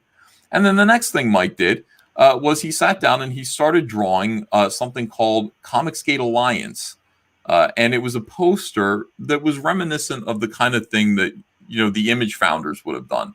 It was all the Image characters together, running towards the camera, but it was all the Comicsgate characters running towards the camera that were from us. So it was like, what did it have on it? It had the Jawbreakers. It had Cyberfrog, Salamandroid, and Rainbow Brute. It had Red Rooster, Lone Star, and a couple of characters by Mike that didn't come out. Did you ask anybody's permission first? Kinda. Okay. He asked my permission. I said, yeah, I guess it's gay, but do it. Anyway, it wasn't that. The problem with it was that we were not the entirety of Comicsgate. Comicsgate was a big consumer movement full of indie creators that we didn't even know. I mean, I don't know these people. This was just my little corner of Comicsgate with my friends. And suddenly Mike is kind of putting out this poster that made an awful lot of people angry and feel excluded. And suddenly out of the woodwork come all of these people who are like, Ethan's hijacked Comicsgate, and he's kicking out the smaller press guys, the guys who did not work for the big two. So Mike ended up having to, and Tim Lim was one of those people who says, where's Thump the bunny? And so Mike had to draw the bunny, and that's fucking awful. It's like, I don't know. So Mike had to add all of these characters that he didn't know in an attempt to appease people. And, it was just like everybody was pissed. Everybody was just pissed about it. And I remember watching videos by people, Comicsgaters, who I'd kind of already interacted with and was dealing with. I'd go visit their streams. It used to be really cathartic because I would just go on, say, Anglin-Teen's stream and just talk to him and his brother about the comics. And it was kind of a nice place to go. Here's Eric Weathers. Well, let's get Eric in here. Hey, guys. Hey, Eric. So we're talking about, early Comicsgate stuff. Cool. So it was kind of a nice place to go, and then suddenly it wasn't. Like, I was watching all these videos that were like Ethan Van Sciver's hijacked Comicsgate. Like, he's and you know, one of them was like, is it okay if a strong, charismatic man comes in and takes over Comicsgate and is the leader of the show? Well, I guess it's, you don't have to like it, but it's probably good for Comicsgate. And I'm like, Jesus fucking Christ, I just want to do my frog book with my friends. Like, I didn't mean to hijack the movement. This is crazy. You know, it's like just being here means that I've hijacked the movement. So, and I mean, we had been through hell, absolute hell in the mainstream. For an entire year, we were persecuted and tortured by fucking lunatics. And I felt like I had a right to call myself Comicsgate because everyone else was. And they were doing it in a way to get me canceled. So then I got to contend with them, like the SJWs, and I've got to contend with, you know, what became known as OG Comicsgate, who felt very left out by all of this. And in the meantime, Mike is just kind of he took the image and he made a poster out of it and sold it at Comic-Con. He made T-shirts of it, you know, without anyone's permission. He's selling T-shirts. He made a cover, and then that kind of unofficially became the first printing of, what was it, the new Cyberfrog, or something you took issue with. I can't quite remember what it was. No, he put out Lone Star 1 real quick. Mike's a quick artist, so he put out Lone Star 1 before Cyberfrog Blood Honey was done. And without asking my permission, he took that Comicsgate Alliance piece and he ran it, there it is, as a variant cover for Lone Star, making that the first Comicsgate appearance of Cyberfrog, Salamandroid, and Rainbow Brute. And I said, I didn't give you permission to do that. And he went, and I was like, it's just one more time where Mike is like dishonest. He's like a cheat. He's like a swindler. You know, it's like, I didn't give you permission to do that. Well, what are you gonna do? Sue me? It's like, yeah, kinda. You know, it's like kinda. So, I'm sorry, this is mind blowing. Okay. Yeah. Also, I never noticed Rainbow Brute was on the cover till just now. Yeah. Oh, he's so tiny.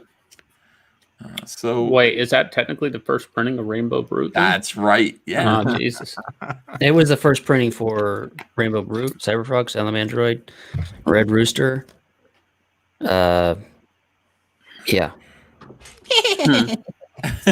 it was just like everything's a joke as Mike's fucking you over. Like, everything's a joke. And in the meantime, like, you know, we're sitting there trying to help Mike. Like, Mike would get on camera and he had a horrible YouTube presence because you'd see his filthy house behind him and like all his kids running around, and you were keenly aware. First of all, I don't like my advice is do not let your kids get on camera on YouTube. I mean, especially when you're comics, you don't do that. But Mike would have his kids running around in the background all the time. It was very frustrating and difficult to hold a conversation with him because the normal chaos of everyday life was going on back there. But you became keenly aware that Mike has a family and was really like in debt because ostensibly the reason why Mike was in debt was because he did 6 issues of the Meg and didn't get paid for them. Like, whoever gave him the rights to the Meg or hired him didn't pay him to do the Meg. So he had all these pages. It was at 6 issues. Who knows what it was? A lot of stuff that he didn't get paid for. So he's like, I'm going to lose my house. And we all kind of rallied behind Mike in order to make sure that he could get caught up with his bills so that he wouldn't lose his house. But Mike was lying to us. That's not why he was in debt. Mike had a tax debt. And we didn't find that out until just recently. So in any case, you know, Mike kept doing things that were just really kind of embarrassing when John. Well, you kind of skipped over that. When he did do the Meg, he cut the people in that screwed him into the cash, and that kind of rubbed everyone wrong because, you know, it was because we didn't understand. The thing about Mike was like, I'd be like, Mike, so from what I understand and what you're telling me, the Meg guys hired you to do this book, and they didn't pay you, and now you are publishing the pages, which I would say belong to you. Now, you should be able to say to them, since you couldn't afford to pay me for the work that I did, you are going to give me the license and let me publish these pages on my own so I can get my investment back. That's what you're going to do, Mike.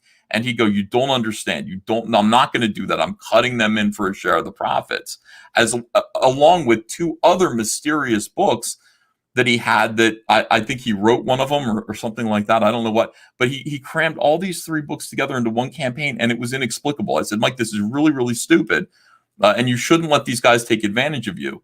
But Mike wouldn't ever be straight with us about what the problem was. Like, why are you cramming these books together? Why are you cutting the Meg guys in? We still don't quite know, why he did that. We have no idea. But Mike said, look, if Lone Star 1 made $109,000, then surely these other 3 books together are going to make $300,000. And then I'm going to get out of debt. I'll be able to make a lot of money. Well, the 3 books together made $50,000 because it was a horribly run campaign. There was no build up. I mean, he was promoting for months after Lone Star. He was promoting the next projects were going to be, I think they were called like Atomic Family and Godsword. So he was kind of warming people up on that for the next big thing. And then he just does this, quick switch. Oh, here's the Meg, puts it out. Which is what he does. It's bless this mess. He did the same kind of thing. That's like, nobody wants this. Why are you doing this? This isn't what people were waiting for. Is the Meg, does the shark thing? I'm not sure. So Mike has like a real misplaced belief in the power of celebrity and Hollywood to move projects. So Lone Star, he extended the campaign just so Ben Shapiro could do a plug. It did absolutely nothing. The Meg was a big hit in China. He used to say, it's huge in China. It's huge in China. So that's why this Meg campaign was going to make him, easily $300,000 because of it's a successful movie and it's really big in China. Now here he is doing MAGA 7 with all celebrities in there. And, there's no even Tim Lim and those guys, like, they thought that, they were going to get some retweets from like Sebastian Gorka and Donald Trump Jr. And like, these were going to be the things that were going to really push their books. And they didn't. They got the retweets. Like Donald Trump Jr. retweeted one of those books and it didn't do anything because if there's no passion behind the celebrity to push it, they're not going to move their audience to go and actually buy anything. Not a comic book. Right. Well, like if Twitter sold books, I know this sounds weird, but if you said Twitter sold books, wouldn't SJW Marvel comics sell better? Like I don't know how much social media reflects exactly per transaction. SJW books exist at Marvel because they need to exist. They don't exist for an audience. They exist because it's important that they exist, and you can buy them. SJWs don't want to buy them. They talk about, but that's my point. They talk about them, but it never translates into. It's not just that. It's that what Mike doesn't understand is that you can go on. People are always saying, "Go on Joe Rogan, Ethan. You'll sell more comics." And to that, I say, I don't think I will. Well, Joe Rogan's talking to 1 million people, and a very tiny percentage of those 1 million people are interested or would consider buying comics, whereas 100% of this audience would. So it makes more sense to be talking to this 11 or 1,200 people that are watching right now than it does to go talk to Joe Rogan's 1 million people. But that's something that Mike never understood. He never understood that. You could be a disposable story of the day for somebody like Ben Shapiro. He could mention your comic. Think about if a celebrity that you admire, let's say there's a YouTube show that you're watching all the time. Eric July, a lot of people love him. They're watching Young Ripa. Out of the blue, he says, Squatty Potty, buy Squatty Potty. Are you going to buy Squatty Potty? You're not going to fucking buy that. It's just something that he said. It's. Well, does Squatty Potty have a cape? That's a deal breaker. Yeah. There's a cape. I'm working on with a Squatty Potty here. But Marvel and DC chase the same thing. They're always doing exotic, crazy things with their characters just to try to make the news. So, Jimmy Palmiotti keeps saying things like, "Why won't any of the Avengers actors hold up a comic book and say it's the same thing?" It's not going to work. You have fans already. You've got fans. You've got a customer base. Talk to them and convince them. And Mike had that here. Like Mike was here on my show, and Mike was a funny foil because Mike is. How would you describe Mike as a character on this show, John? Well, I think even from the very get-go, with him wearing the sunglasses and sitting out on his porch, and that arrogance. I mean, everyone brings a little bit of something different, a different spice into the mix, and that was Mike's spice. Was like, you love to hate him at times. Yeah, love to hate him is perfect. Yeah. I mean, that's kind of who he is, and he's I don't know. He was just fun to have on because he had a whole his arrogance made it impossible for him to take a joke aimed at his direction. It was just he was a fun character on the show. Now outside of this show, he is not fun. But on the show, he is hilarious. And so he did really well. His comic book sold by virtue of the fact that this audience loved to hate him and found him to be an amusing character. If this were the Howard Stern show, Mike would have been Baba Booey or something like that. You know what I mean? Like, he's just a goofball. He's a lovable goofball. So anyway, Mike started doing some stuff that was just more and more like frustrating. The Mike Waringo thing was really tough. I heard from a lot of people in the industry who were still talking to me and saying, "You got to cut Mike out of here. You got to get him off this show. Your show. He's affecting you negatively." Oh no. Let me squatty potty there. No. We got to put up with Mike. Now, what Mike did was, and this is John Malin's fault. It is. No, my look, he was already going to do it. He was going to do everything from top to bottom. All I did was, he said, "Should I do this on the board?" And I was like, "Yeah, do it on the board. Then you can sell it, make some money." And he did. He fed his family. I have zero regrets. And then he burned it on a live stream. Cully Hamner said, "I fucking hate you." And the entire industry found it to be the most ghoulish thing they'd seen in a long time. And I kind of had to, I was out there defending Mike to some degree, sticking up for him and stuff. Because it's like, Mike is an idiot, but he's family. And we got to kind of stand by Mike. So anyway, bunch of stuff like that. Where do we go from here? What's the Mike GK one story? said, John's what is known as an enabler. Yeah, but an evil one. Like, John was like, "Yeah, you should do that." Yeah, go ahead. John, were you? There won't be any negative consequences for this. John, were you being sarcastic though? Like, or were you really? No, I don't think so. I don't think so. Oh, yeah. I mean, I got a little troll in me too, so whatever. Then Mike has anyway, so I'm sitting there. I go into the private room one day, and all of the comic skaters are flipping out because SJWs are talking about Mike, who 5 days prior had posted "Pride is a Sin" or something like that, and it was like, we just things quiet down. Things kind of quiet down. The SJWs kind of ignore us for a little while. It's nice. We can get to business. And then there's something like this where it's like, comic skaters are homophobic bigots, and here's proof. Mike has this.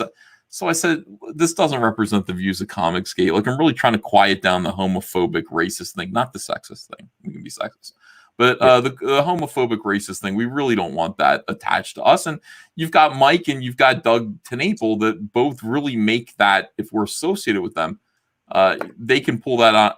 Those proof of that out all day long. And so I yelled at Mike. And I called him a dope. I said his views were stupid. Probably shouldn't have said that.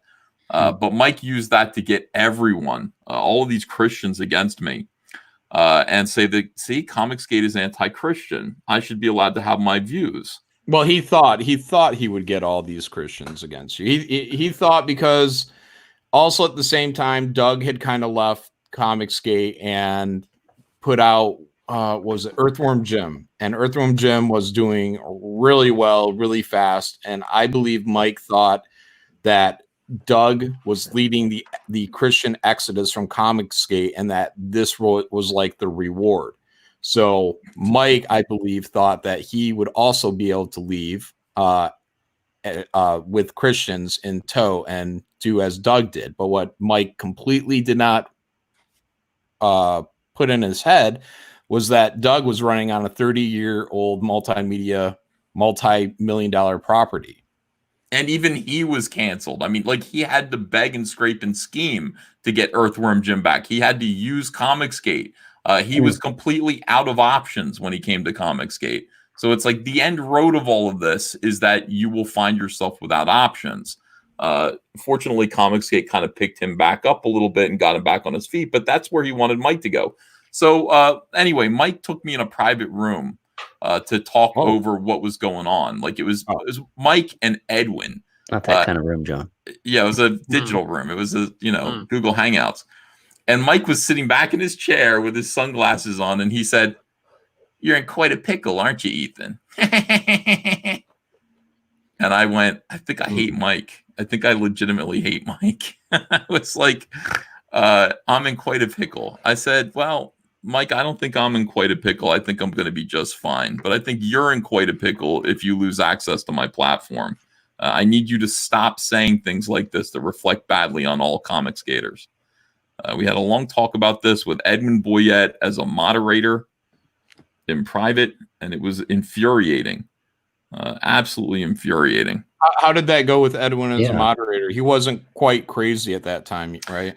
He was definitely on Mike's side, and he said, "What I see here is I see two guys who want to get along and do business together, but you got to understand Mike's views." And I said, I do understand Mike's views, but I think what you guys both need to understand is that we don't want all of Comicsgate to have to answer for Mike's views.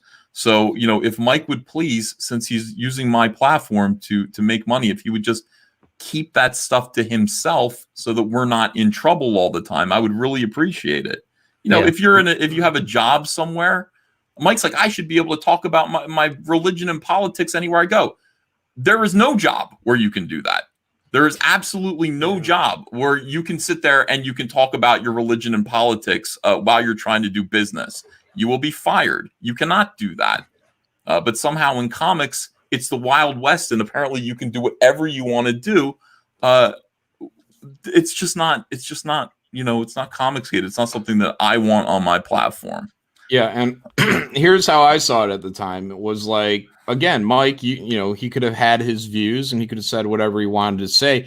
But for us, we would have parted ways. Like, he could have still been Comicsgate and said all this stuff, just like John Delarose considered himself Comicsgate. I don't agree with anything John Delarose has to say, but he can call himself Comicsgate. I can't stop him.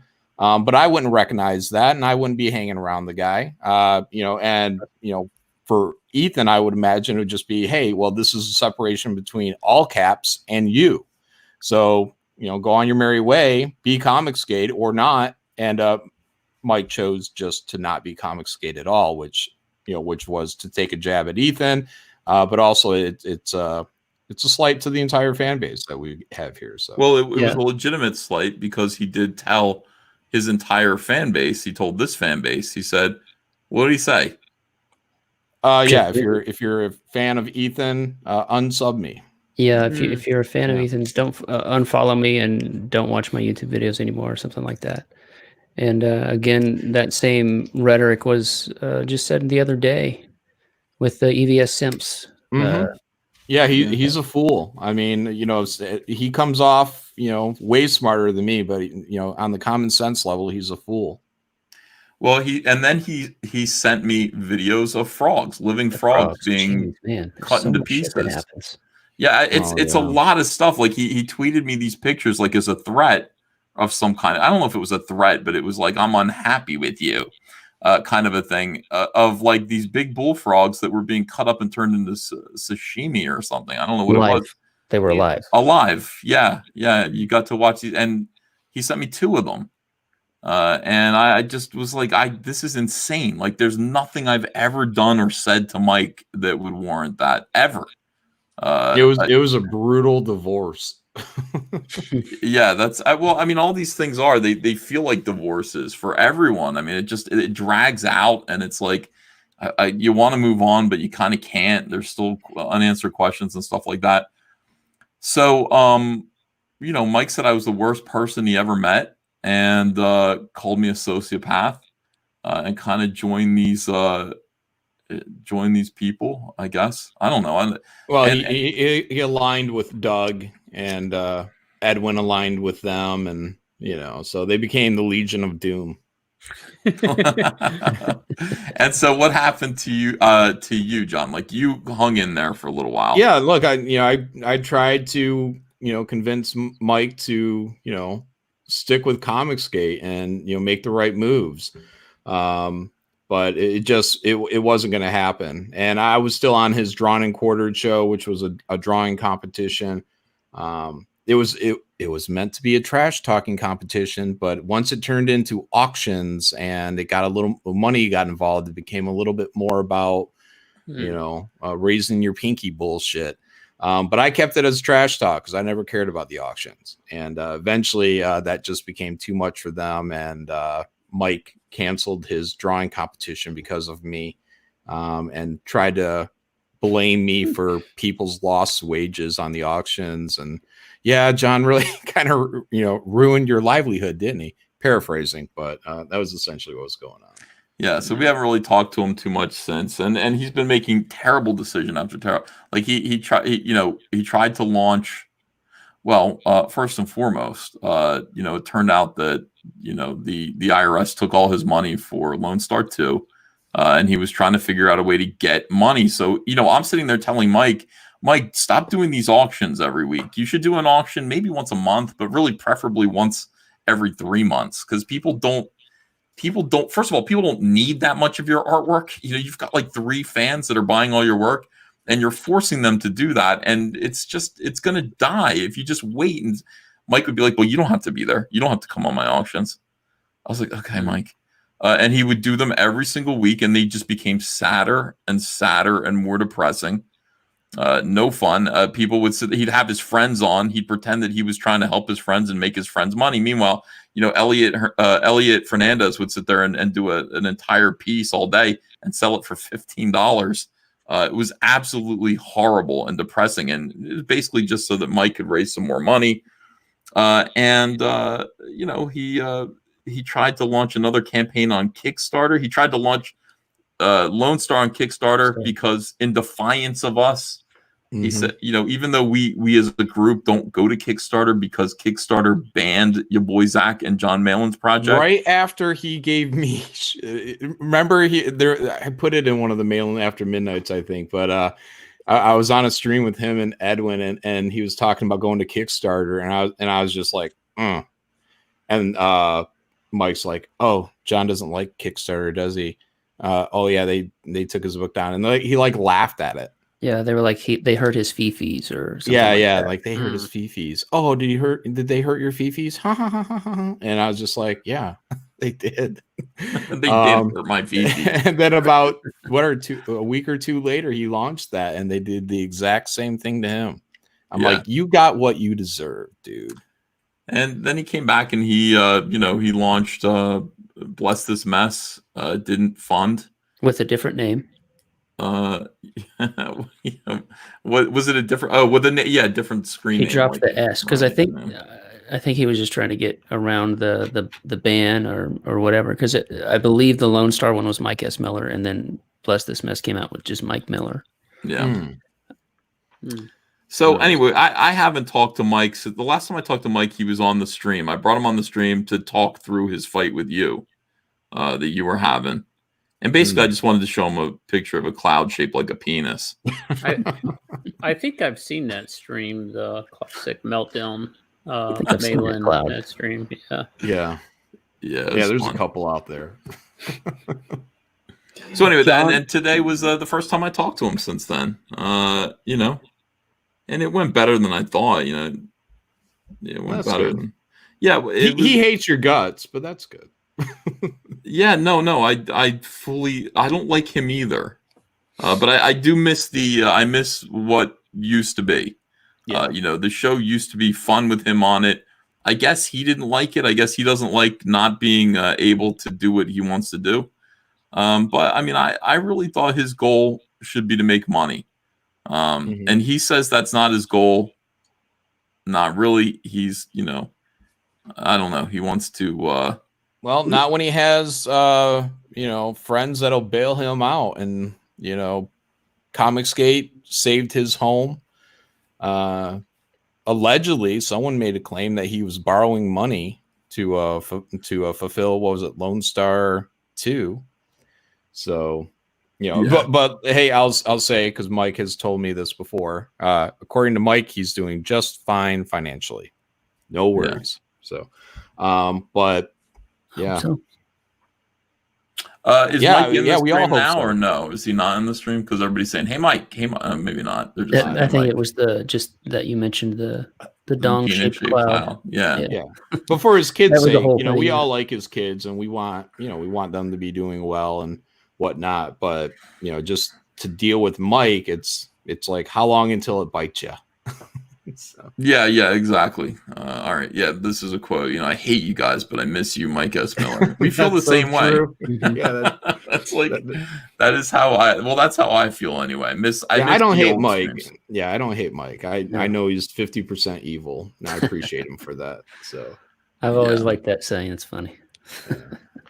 All right. So Job of the Clock says Ethan is so fucking dumb. Elmea, what I tell you that all the time. You know, I'm fully embracing my dumbness, 100%. All right, so let me read some super chats here, and then we'll move on. I want to talk about a couple of these campaigns that we got up because they all did excellent this week. They all did amazing business, fantastic business, and that's that's reassuring. All right, let's see. Shane, are you overwhelmed by all this? This was a quick. Some of this I know, some of it I don't. But there's a super chat that has a picture. His picture is from that shelf the other night from the other stream, and I laughed at that. That was all. Yeah. Let's see. Yeah, Ethan is developmentally delayed, but not dumb. No, I mean it's fine. No, I am dumb. I think I'm legitimately dumb. So Jamie Max says that was a depressing trip down memory lane. Yeah, it probably was. I don't know. It's like I want to organize it in my mind. There's so much chaos. There's so much weirdness that it's like sometimes I wish I just kept a journal throughout the whole thing so that I could actually write a book and make sense of all of this. This was a really strange 3 years of my life. That's what I was gonna. I said this to you the other day when we talked. I said, "How's your perception of time?" Because I've been watching your channel for probably about 6 months, and I knew you before, but I didn't realize how crazy Comicsgate was. To be honest, I kind of understood it, but I knew there was a lot of moving parts. But your perception of time just seems like it's got to be weird. Yeah, it feels like 10 years. I can't. I mean, really, like Melissa Morgue. Happened somewhere in here. I mean, all of this craziness, like just insanity. And I mean, you really step back away from it and just kind of look at what Comicsgate is, and you go, "Why is everybody so upset?" Melissa Morgue ended up being a guy, right? That was married, and his wife had to reach out to you and be like, "Please." Like he was like complete. I don't know. Quote harasser. Like he was a big problem as I understood it. But then his wife, he was out of control, and his wife contacted Ethan, was basically like, he can't stop. Yeah. Let me see. I actually have. Oh my god, dude. Okay, hold on a second. This is the kind of shit. We'll get away from Mike S. Miller for a minute. Let me just introduce you to Melissa Morgue. So Melissa Morgue was a guy who used actresses to portray his voice as a woman, and then other things, used effects, and would send us very threatening, weird videos all the time. And basically was like a Renfamous kind of character, but way more sinister, like crossed the line. Very dark and creepy. And so here's one of the, I guess, this is one of the videos, and it got taken down, but somebody made a mirror of it. And look at this right here. Like, all right, here we go. I don't remember holding a raptor. Jesus Christ, you mean it? Oh, no. Eric Weathers. All right. Let me see if okay, here we go. I disavow that, by the way. But there's maybe 7 or 8 people that know about this right now. At least at the time of this recording. And I wasn't supposed to talk about it. I promised a bunch of people I would keep it quiet, not say anything out of the mutual respect I feel for the people involved. But this is important, and we're going to talk about it. This weekend, after being driven off in Van Skyver live streamed by DNC followers and decking it out with no less than 8 rounds of hate mobs by the entire Comicsgate community over the last 2 weeks. Y'all finally managed to silence Melissa Morgue. She's gone. She ain't coming back. I don't blame her. Y'all don't deserve a woman like that anyway. Some motherfucker figured out where she lives and where her kids go to school. And used her Puppet account to tell her all about it. 7 pictures and all. I seen them. I ain't sharing them. You can cry about proof all you like, but you can suck my dick. Melissa didn't even follow dude, and deleted her Twitter. Stopped work on her film project. Now there's nothing to worry about from her. Y'all are such a nice crowd. Good guys. Want to know what she was working on? I can tell you that too. See, she was trying to explain to you dimwits that the whole milkshake thing was a terrible misunderstanding. Fault lies a little bit of everywhere. Let's be honest about that. And there are plenty of people who know what I'm talking about. If they want to cover it. She wanted to tell you that Marvel's heard you and wants to reconcile. But they ain't going to stand for bigotry. And if it needs to be explained to you why calling someone a man in a wig is bigotry, you don't belong here. She talked to 38 pros, and they all told her the same shit. They're scared. Nothing's changing when things are the way they are, and they ain't gonna listen until everything changes. Not to any of you. And that's on you, you dumb motherfuckers. She had it all laid out, along with a plan on how to fix it. Exactly what to do, step by step. It was beautiful. And it showed a love of the industry and the medium, even the fans, you guys. But now you'll never get to see any of it. And it's your own damn fault. Nothing's gonna change until such time. There's no volume, Y'all guys. cut it the fuck Turn out. it up. Do you really think that Marvel wants to give guys like DNC an easy win? Hell no. It's time to get right with God over this. Don't tell me this crap don't exist. I've been here all along and I've seen it personally. I've taken part in it, and so have you, so shut the fuck up. Don't tell me there ain't no problem, or that our critics are wrong, because they're not. If we want to do this, if we're going to make things better, we need to clean house. We need to knock this shit off. Y'all just lost something beautiful. Why didn't you just listen to her, Ethan? Well, I did because directly after this, Melissa sent us pictures. Somebody, it wasn't Melissa, it was another sock puppet account, sent us pictures of a woman with her throat slit and said, "This is Melissa Morgue. I killed her for Zach, for Richard C. Meyer. I'm a big fan. So I murdered Melissa Morgue for you." And that was the other half of this fucking video. Did at any point in time did you think you should contact law enforcement, or? I can't even. Like, I don't know.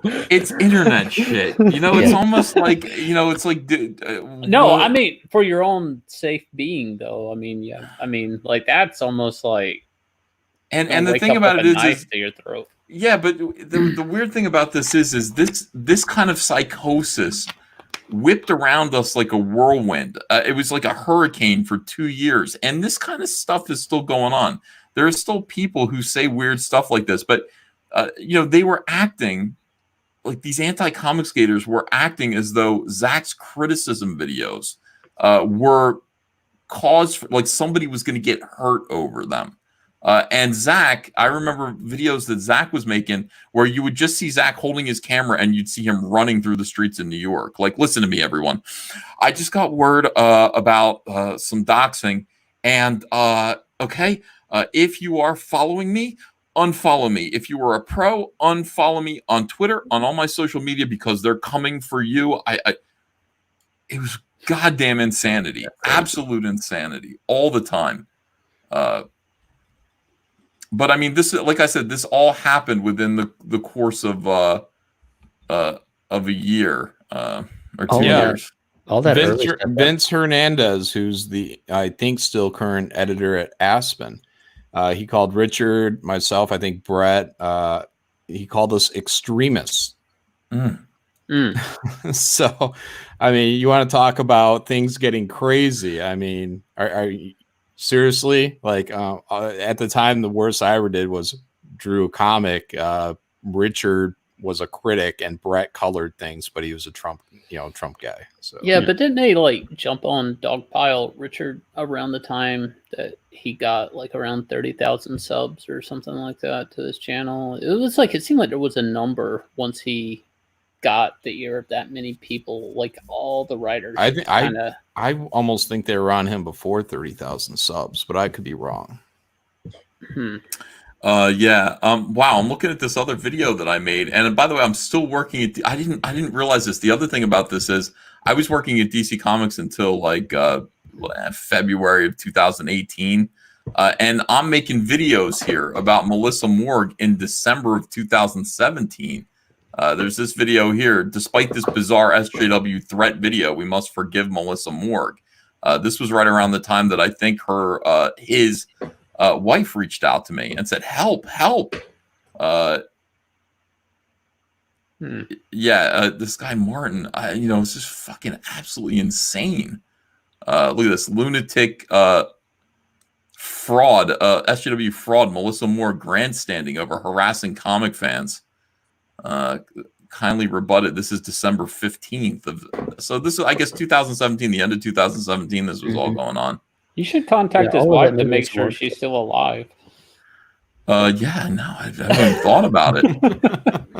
Other people at Rebirth Mortal Comics here at the same time. Everybody was making videos about this. You can see all these weird. If you want to go deep down the Melissa Morgue rabbit hole, just look it up. All the comic skaters of the time were talking about it, making videos, and people were kind of freaked out because the thing about the internet is, of course, it's anonymous. You don't know who these people are. And you've got some crazy person making creepy ass videos like that, blaming you for stuff and saying that shit's going to go down. And, we all got to come together, and Marvel is ready to talk, but they're not going to give an easy win to a bigot like, Richard C. Meyer, DNC. All this fucking absolutely insane, dude. It was infuriating. So I mean, we went through some shit, and then John just comes out. I love John's whole thing. John just came out and was just like, you know what, SJWs are Nazis. And I said they were like Nazis or something like that. Yeah, like I'm like, they're not Nazis, but Nazis are SJWs. Yeah, it was badass. That lit, like, that was huge. Like, I knew it was a jab, but I didn't know how big of a jab that was going to be. I mean, there was some actress from DS9 being like, Marvel, you better check your boy. like all these people are trying to get me fired. I'm like, oh geez, it's crazy. It's kind of weird considering you call everybody Nazis all the time now. Like, yeah, I don't know at the well, time. I flipped it on them, and they didn't like that one bit. Yeah, I remember doing a hit piece. Like Daily Beast sent me questions. They always used to do that. Like, you get these creepy ass emails from SJW journalists, and they'd say, "Hello, Mr. Van Sciver. I'm writing a piece on Comicsgate. I want to know if you'll answer some questions."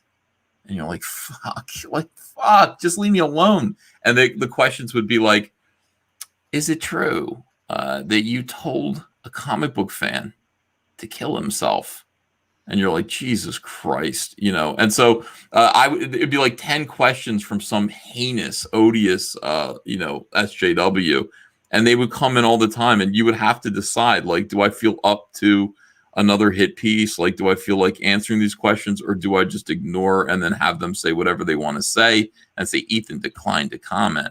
And so all the while this is happening, you've got craziness like Melissa Morgue, and you've got it was just. I mean, it was horrible. It was a fucking horrible time. And, there's still some OG comic skaters that talk about the good old days of comic skate, and they were the bad old days. Like right now, these are the good old days of comic skate.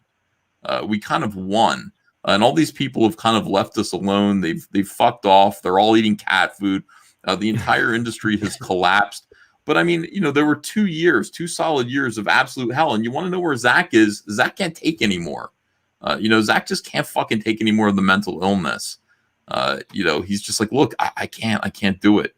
I don't blame him. I mean, if you like, that was just a taste of it. That Melissa Morg shit was just a taste of the bullshit that Zach had to put up with. Why? Because he was criticizing Ms. Marvel on YouTube. Insane, absolutely insane. People trying to. He's an extremist. He's a Nazi. He's on the spectrum of white supremacy. Joe Quesada better get in there and have a 3-day Twitter battle with the three of us. Oh, and Champion Renfamous as well. Yeah. 7 of 9 reviews. He says Shane is the best, Eric is second, then John, then Ethan. I'm in last place tonight. I haven't done anything. On the bottom of the pyramid. How did I move down? I'm just listening. That's, I think, why you're the best, because I'm running my mouth. And all of this stuff happened before I kind of came into Comicsgate like mid 2018. All that Melissa Morg stuff you talked about, I completely missed all of it. And it wasn't until the Antarctic deal was canceled that's when I found out about it, because I had friends on Facebook that were cheering. And I was like, what the hell is this Jawbreaker saying? I looked into it, watched Zach's video, said, I like this guy. And that's when he was talking about you and your when they doxed all your info and divorce and all that. And I started watching your stuff, and it's sort of we were canceled from Kickstarter. We were canceled from Antarctic Press. John, I don't know if you were on the other night or when I said that I was at 2 years ago. I was at a comic book legal defense fund party, and the Kickstarter girl was there, which I had known back from when she used to work at DC. And I turned my shoulder to talk to somebody else. It's one of those shoulder-to-shoulder parties where you're in another conversation, even though you didn't take 2 steps away. And she was nodding her head, and she's like, yeah, I'm at Kickstarter. And I kind of, she didn't say gatekeep. She's like, yeah, I keep those, Comicsgate people from getting in, like C. Meyer and stuff. Yeah, no, it was just like a conversation piece, like at a party.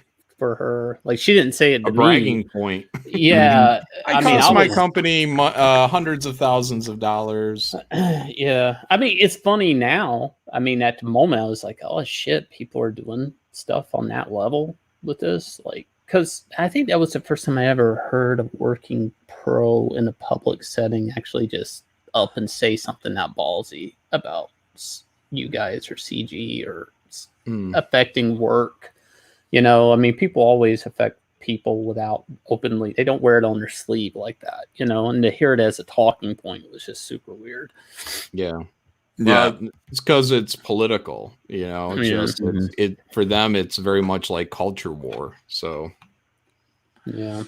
200 Watt Studio says, you're a good friend, EVS. Thanks for supporting Ian. Okay. So, tonight, good to see you, Ethan. Good support for Ian, says 200 Watt Studio again. Tonight, Ian McLeod from Crypto Fashion was on Nick Ricada's stream. Yeah. Crypto Fashion is such a good little company, and I've worked with them now for a couple of years. Their t-shirts are top of the line, and they really are. Like, I remember talking to Ian, and he said, "I'm not going to put I don't use crap. I don't use Hanes beefy tees. Like I my t-shirts I import them in, and they're as good as Calvin Klein shirts." And he sent me over some samples, and they were great. So he's made all the Cyberfrog shirts, the Fandom Menace shirts, the Go Get Daddy's Belt shirts. And he does this for everyone. Like, if you go to Crypto Fashion and you're kind of right of center, or you're on YouTube, and he'll make product for you. Shirts are like $20, and you don't have to do anything. He'll send you $8 a shirt for every shirt sold. So it's really a very, very good company. The quality's there. But he's been canceled. I guess SJWs came after him, attacked him, and took down his payment processor. So he is struggling to get his business back on its feet again.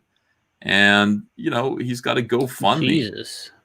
Yeah, that's insane. Can he not set up another payment processor? Or I guess that's what he's working on. I don't know much about it. I don't know how you go about doing that, but I guess that's my wife. She owns a I'm not going to say dox it or anything, but she has a toy company and she has a payment processor thing. I can imagine they probably what they did is they tried to make it look like he was not secure with credit card information or something like that and got him flagged that way. If I had to imagine, that's probably what they did.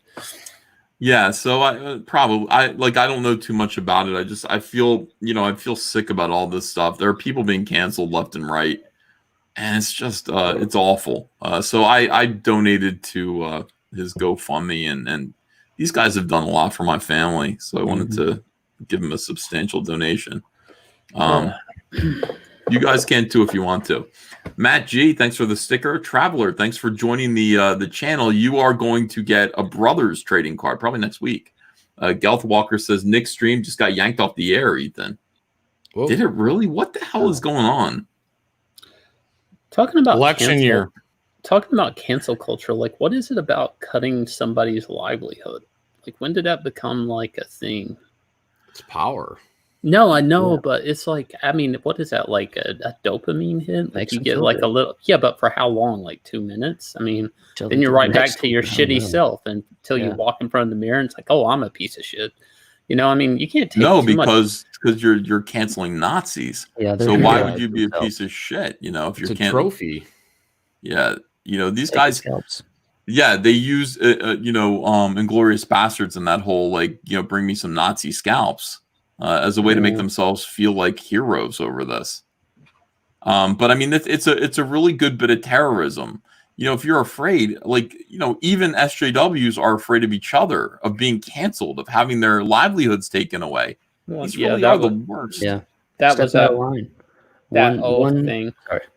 No, that was that oath thing. Fear of being canceled. That exactly was that thing flying everywhere. Yeah, of course. They'll take away your livelihood and they'll brand you as, look what they did to Warren Ellis. It's they'll brand you as a sexual predator or these are the worst things that you can possibly be called.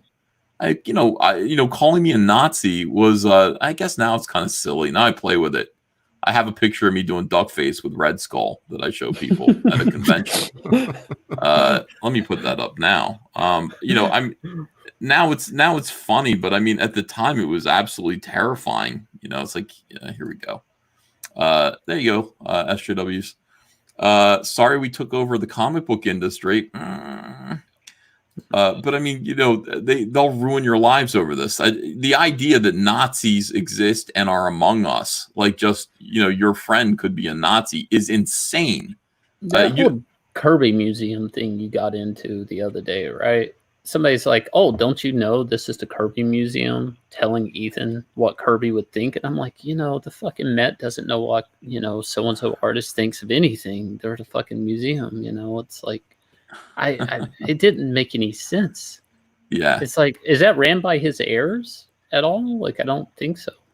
I don't know, but I got to be honest with you. I don't give a shit what Jack Kirby would think about me. That's the underlying thing about this. The truth of the matter is that these SJWs are really into cliques and they're really into associations, negative associations and positive ones. Would you hang out with this guy, or is this guy with me? Is he my friend? What would Jack Kirby think of me? I don't care what Jack Kirby would think about me. I couldn't care less. I like his artwork. I don't think about him as a person, not one iota. I never met him. Wouldn't have cared to. I met Stan Lee a few times. He was always very, very nice to me, but that didn't matter to me either, really. I guess I'm not really into comic book professionals as celebrities. But that's the weird thing. Everybody now wants to put the comic professional, not their work, but who they are as a person on social media. Or their views on things, or their appearance, or their background. That becomes the quality of work they can do. It doesn't. I've never understood that. I don't get it. Like I feel like that's because I'm too old. Like it's like you know, like a younger generation. It's like, oh, well, that's what everything is. And it's like, no, I'm a product on the shelf. You buy what I can do, not who I am. I don't know. Well, yeah, but you know, people nowadays, and we do it too. You know, it's like support this guy because he believes what you believe. That's a big thing now. So it's like, you know, support this comic skater because he believes in comic skate. Well, the reverse is with them. Don't support this guy because of some outlandish thing that and we're basically just trying to scare him into being quiet about his views because Tim Doyle used to say Ethan Van Sciver is a very dangerous person. He'd say he's dangerous, and he would tell his peers that. You know, they'd be like, well, I am dangerous. You know, I'm influential, you know, and I make people not afraid of SJWs. So I'm very dangerous, and I need to be destroyed. And that's what he meant by that. You know, they will silence people who might be influential, who might make people not afraid to be something other than the SJW narrative, to follow that. Yeah, so it's important. It's like this guy's you know, this guy's a far right winger. He's a Nazi. He's a white supremacist. These are all terrible things. Like nobody wants to be called that. Nobody wants to think of themselves as that. And then you redefine those terms so that they can apply to almost anyone. And then you're in real trouble. You can call anyone a sexual abuser if that term has been dumbed down to mean this is a guy who fucks around with 4 girls at the same time. Well, he's abusive to my heart. He tried to kiss me. Yeah, like He that. flirted with me. Yeah, like he flirted. He said he. I mean, even saying I would like to piss on you at a convention. It's gross. It is not illegal, and there's, you know, I'm sorry, it's not even immoral. It's just gross and just out of line. So you know, they change the definitions of things. They make everything seem scary, and they allow people to feel justified in canceling each other. I'll tell you though, that guy probably hangs out at the beach with a full bladder, waiting for a girl to get stung by a jellyfish. Today's the day. Better to be prepared for an opportunity and not have one than to have an opportunity and not be prepared. Randy Siplin says it's kind of bad if they're underage. Yeah, no kidding, but none of these women are underage. There's like one instance, you know, we're watching all these instances of people being canceled. Here's what's bad. Cameron Stewart grooming a 16-year-old girl. Get the fuck out of here. All right. Like that guy's a piece of shit. The other thing that's bad is when you hold power over a woman. And by power, I mean you affect her paycheck in some way or her future. And then you try to, you know, kind of manipulate her, try to have sex with her or something like that. That's cause for being fired. Because, you know, she doesn't know that she's allowed to say no. If she says no to you, you know, if you're hitting on her all the time and she, you know, kind of rebuffs you, is that going to affect her career? You can't do that when you hold actual power over women. However, when you're Warren Ellis and the power you hold is simply that you're a really good writer and you're powerful in their minds. You're an amazing guy and charming and hairy and they want to S your D. They want to S your D, at least digitally. Well, I mean, that's not the same kind of power. You know, you can say no to Warren Ellis and it's not going to affect your career if you have one. So that's the difference. But they try to blend those things together. And it's like, I was only 19 years old when this 26-year-old man hit on me. It's that's where that Cameron Stewart thing went crazy. Like, yeah, the 16-year-old for sure. Dude is like 30 something. But then for these people to try hopping on the bandwagon, oh, I was 19 and he flirted with me. Oh, I was 21 and he flirted with me. Like, yeah, you're such fucking victims. Get the fuck out of here. Yeah, it's very silly, but I mean, all of this is just they're a doing little worse with the Warren Ellis thing. Nobody put together. The girl that called him out, I can't remember her name. Her boyfriend is a comic artist who worked on Wicked and Divine to Image, and he actually has a book ready to come out, and she's the editor on it. It was almost like a way to siphon interest towards her and she was all the one that kind of tried to retract it. But then her boyfriend has a book coming out that she's the editor on at Image. It was really weird. Nobody ever reported that though. Oh, that's interesting. Yeah. Those kind of power games are no good, no bueno. But again, look at it this way. When you do that, when you say, "Hey, you're not allowed to," you can't buy a girl a drink and say, "I want to pee on you." It's like you can't even be a nice guy anymore. These sorry. No, I mean, look, what you're doing is you're opening up your arsenal of weapons, right? I mean, you're basically saying at this point, what we would narrowly define as sexual abuse or sexual harassment, the margins are too fine for me, and so we need to, in order to use this as a weapon to deplatform people politically for political reasons, we need to widen those margins way out. So now it's, I was 19 and he groomed me and he was 28. Well, now you've got, if that gets accepted by society as something that is a no-no and something that's worth castigation and you being kind of thrown out of society, then you can do that to a lot of people. I mean, you can really hurt a lot of people. Same thing. I mean, if being a Republican means you're a Nazi, and a Nazi is the worst thing on the face of the earth, you can hurt 50% of the country. It's a very powerful weapon.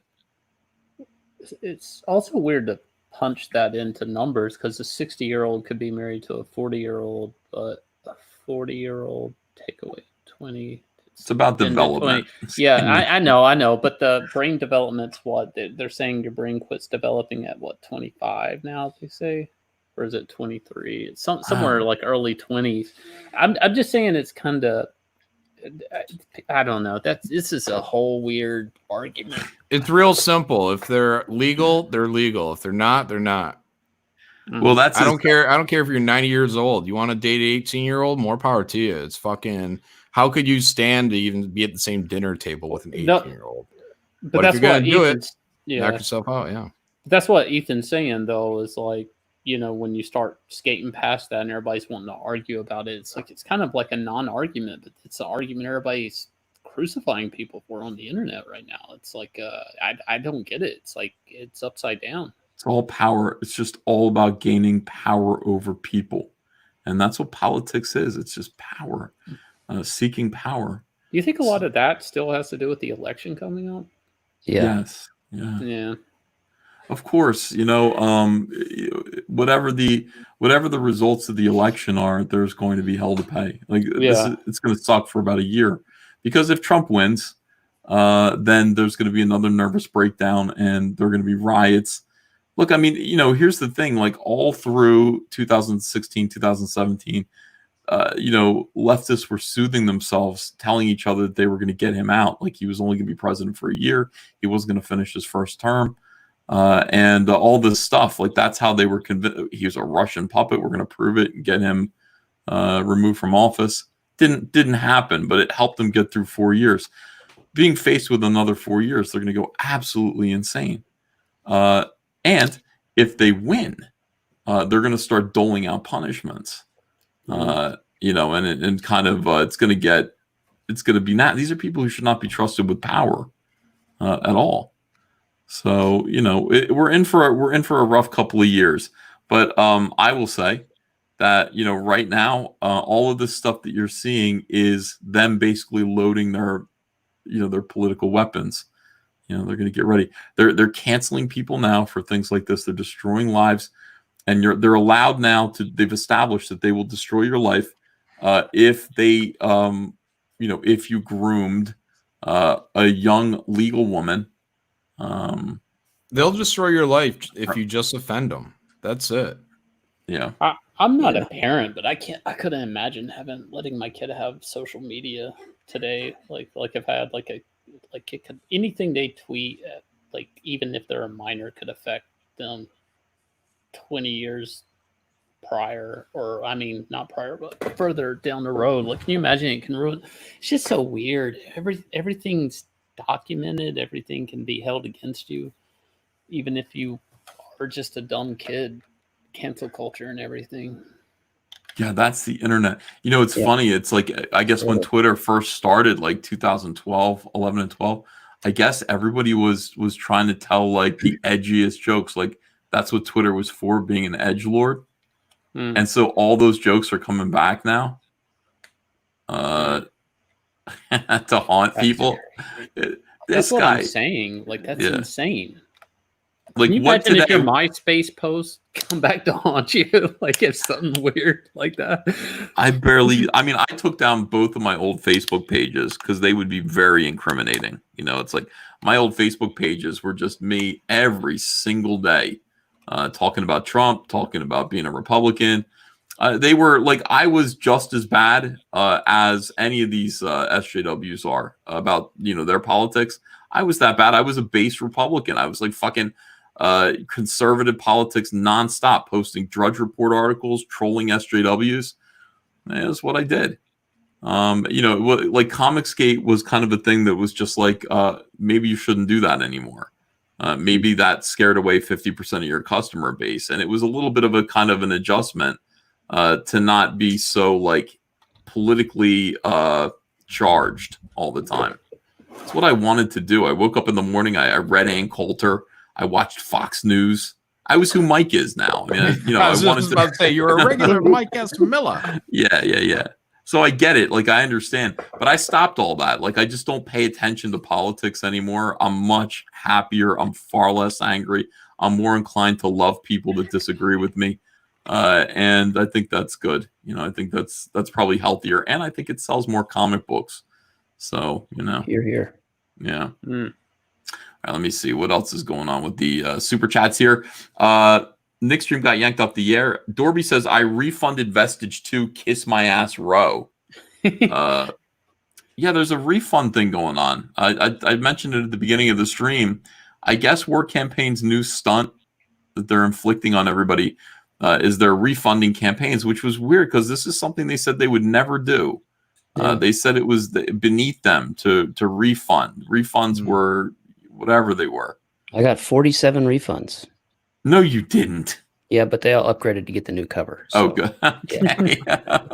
Yeah, I got a bunch of refunds like that too, and it, you know, it's like I bought this and I bought this, but I want to refund these and finally get the honeycomb box, and I got a ton of that. But yeah, I got 2 refunds today. One of the refunds that I got was a war campaigner refunding their honeycomb box, and it was kind of fun. I was like, I wouldn't mind if more people did this because I just go, there's a honeycomb box available. You know, well, as soon as you refund the honeycomb box, Indiegogo just puts that perk back up. It lights up again. You've got one available. And you know, I mentioned it on Twitter. It's sold in 2 seconds, and it was really cool. But I wouldn't mind. So are they making that like their official thing, or is it just people kind of within like the fandom of War Campaign doing this, or is Ro and them going on stream and saying refund? It's hard. I think I saw Ro saying it. Oh, he is saying to refund people? Like that's a order from Ro? I saw a tweet that looked like Ro to me. I could be wrong. Saying it's refund Monday. Yeah, or something like that. Enjoy Finding out Barrett. more and more, they just have no standards. So yeah, I'm sad about it. I would be embarrassed to ask for a refund because, you know, I don't know, like I got sandy. I got a little salty. Yeah. I would hate to do like, I don't like what you stand for. I would never do. Just send me your book and I'll throw it away. You know, it's like I already committed to support you. Retracting that commitment is, I don't know. The only like refunds I respect that you get refunds from people that are like, I'm having a little financial difficulty. Sorry, can you please have a refund? It's like, yes, right away. But you get these other ones like, I'm no longer supporting comics. It's like, you know what? Like, I thought you bought my book because you like Cyberfrog. You know, all right, whatever. Like that's kind of a bummer. Yeah. Well, I think all refunds should definitely be honored during the course of the campaign. But after you close the campaign and you go, if you're going in demand or if you just shut down cold like I do, you know, I think that's up to the individual person. But I don't do refunds after I shut down the campaign. I'll refund people all the time. By the way, we just did this final sweep of Cyberfrog Blood Honey, the first campaign, because that had like 8,566 backers, and we had help fulfilling it. Now we're fulfilling everything ourselves. So Andrea and I kind of cleared the decks a little bit. We have time, and I put out an update and said, who didn't get something?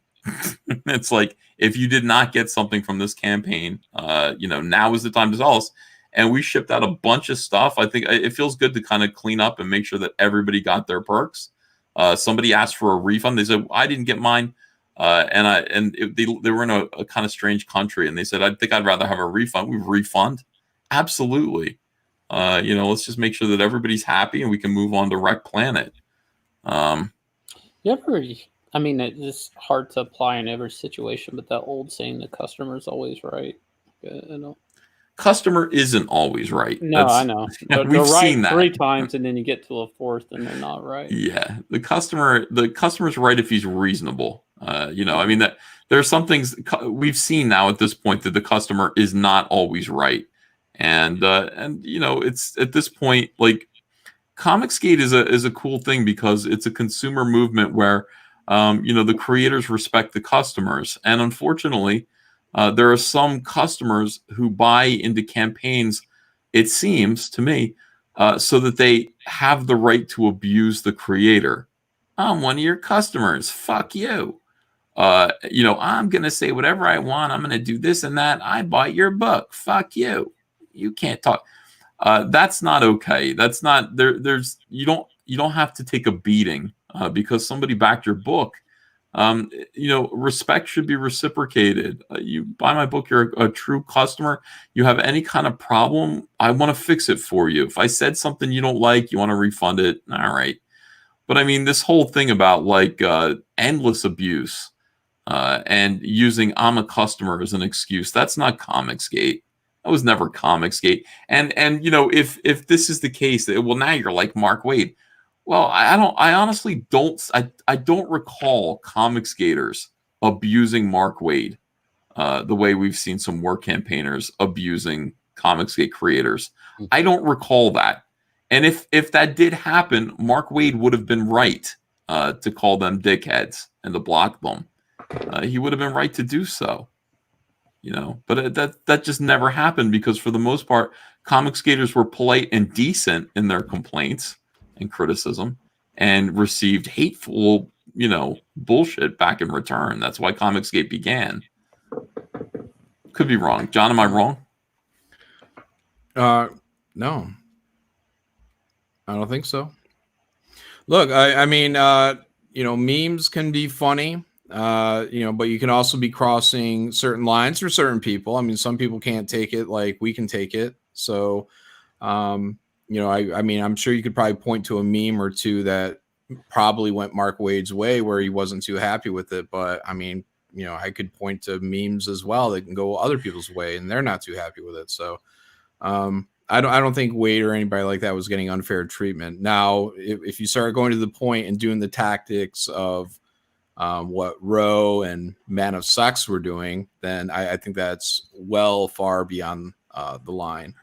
And but these are also basically the same tactics that Waid was doing when he sent that black wreath to the cross-gen guy. Yes, I agree. It's too dark. It's too fucking dark, man. It's not funny at a certain point. Hey, it's Cecil. Hi, Ethan. Yes, what you are describing is called the death of romance. I don't want to live in a world where I can't ask a coworker if she wants to be pissed on. Yeah. What's the point? Well, like I said, it's like why get out of bed? Right, like take a chance. You know what I mean? Take a chance on love. Yeah, it's a chance. It's the death of romance. It's putting yourself out there. You take the knocks. It doesn't always work out. But when it works out, my God, it's like it's like the World Series on the 4th of July. That's what it's like. When It's good to see you, Cecil. Thanks. How you feeling? You okay? I'm fine. Yeah. God, you can't shut this guy up now. Well, I just did a line of coke, John. That's how I get. Bar Rogers, Little Miss Sunburn says Brie Larson is doing a tour of Epstein Island. What? Are you? Is that serious, or is that like a? Showing her old. Has she been there background. before? Has she been there before? Probably. Maybe. Well, it sounds like good content. Why didn't you think of that, Ethan? Well, I mean, yeah. You know, if I did, it would be like Ethan was on Epstein Island, and it's like, well, when? I don't know. Do you? David Bowser was like, David Bowser says, Ghislaine Maxwell didn't kill herself. She didn't yet. Snarticon DM says, please don't shake Ghislaine's hand or get her autograph, Ethan. I won't. Rick's Microwave Mache says, hey, EVS, sup, Sunbeam, did you receive a frog-eating chicken? No, I know you sent it, and I haven't received it yet because I just have not gone into the post office. I dropped things off in the back. I've not gone in. I will. David Bowser says, I want to meet your mom. David Bowser says, remember, those numbers are shipped to stores, not sales. Let's see. David Wagner says, isn't Fragged doing a trading card for Jason Bascom? Read that one. Kanan White. What, you remember Kanan White? I do. Rings a bell. Good guy, Kanan White. Of Brand. It's like I can barely picture Kanan White because I never see him anymore. Ever. Yeah. What is he doing? I remember his art always being second to my own. I remember him. It's a short Filipino guy, right? No, no. Oh, Kanan's a tall black man with a bald head. That was my next guess. Yeah. Says the amazing thing about your achievement, EVS, is Marvel and DC have staffs of thousands. You've done that on your own, man. Cherish that number too. Well, thanks, Kanan. See, that's why I miss Kanan White. He's a good dude. Yeah. Richard A says, I finally joined. Welcome, Shane. I'm glad to see Comicsgate growing. Keep up the awesome work, everyone. Thanks. I'm glad to be here. Michael Ross says, I always want to hear you sing Last Piece of George. Why? You don't sing anymore either, Ethan. I don't even know if I could. Yeah, ever since Dan wanted to rap when you played piano, you stopped playing piano. What's up with that?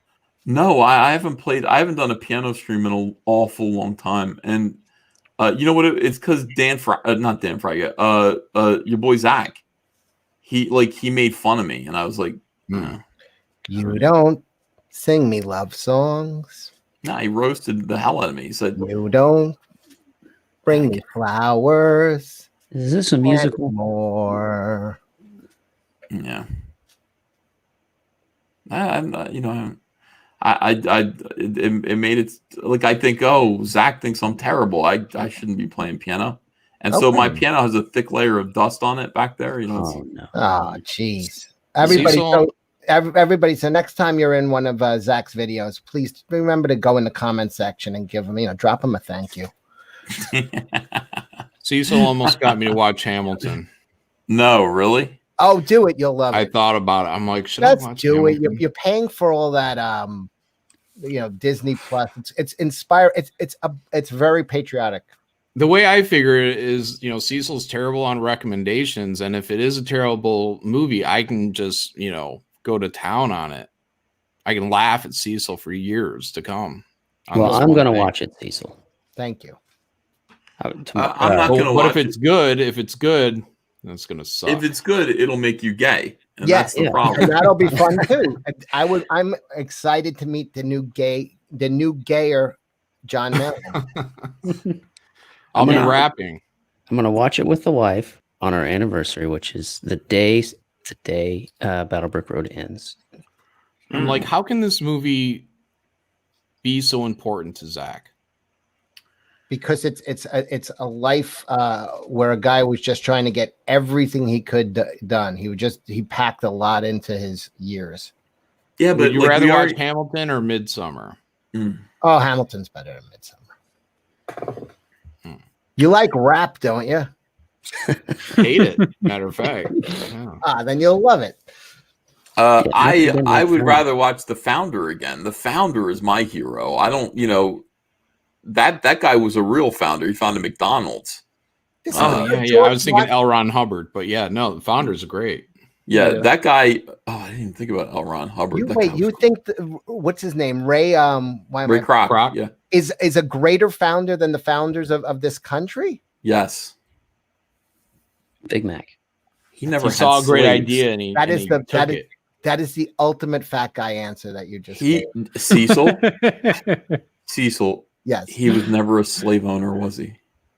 I don't know. You got to. Did you ever work at McDonald's? I heard that's not the great. Yeah, Ray Kroc is my hero, and honestly, he belongs on Mount Rushmore. He does, or at least a big statue somewhere. I like that guy. He screwed over the McDonald's brothers. Put him on Rush Limbaugh. Let's compromise. Rush Limbaugh. Oh, I see what you mean. Put him on Rush. Carve him into Rush Limbaugh. Yeah. He followed Picasso's advice. Great artists or good artists copy, great artists steal. Yeah, I think honestly, who has served more, Ray Kroc or the Founding Fathers? Because you look outside of a McDonald's, it's like 11 trillion served.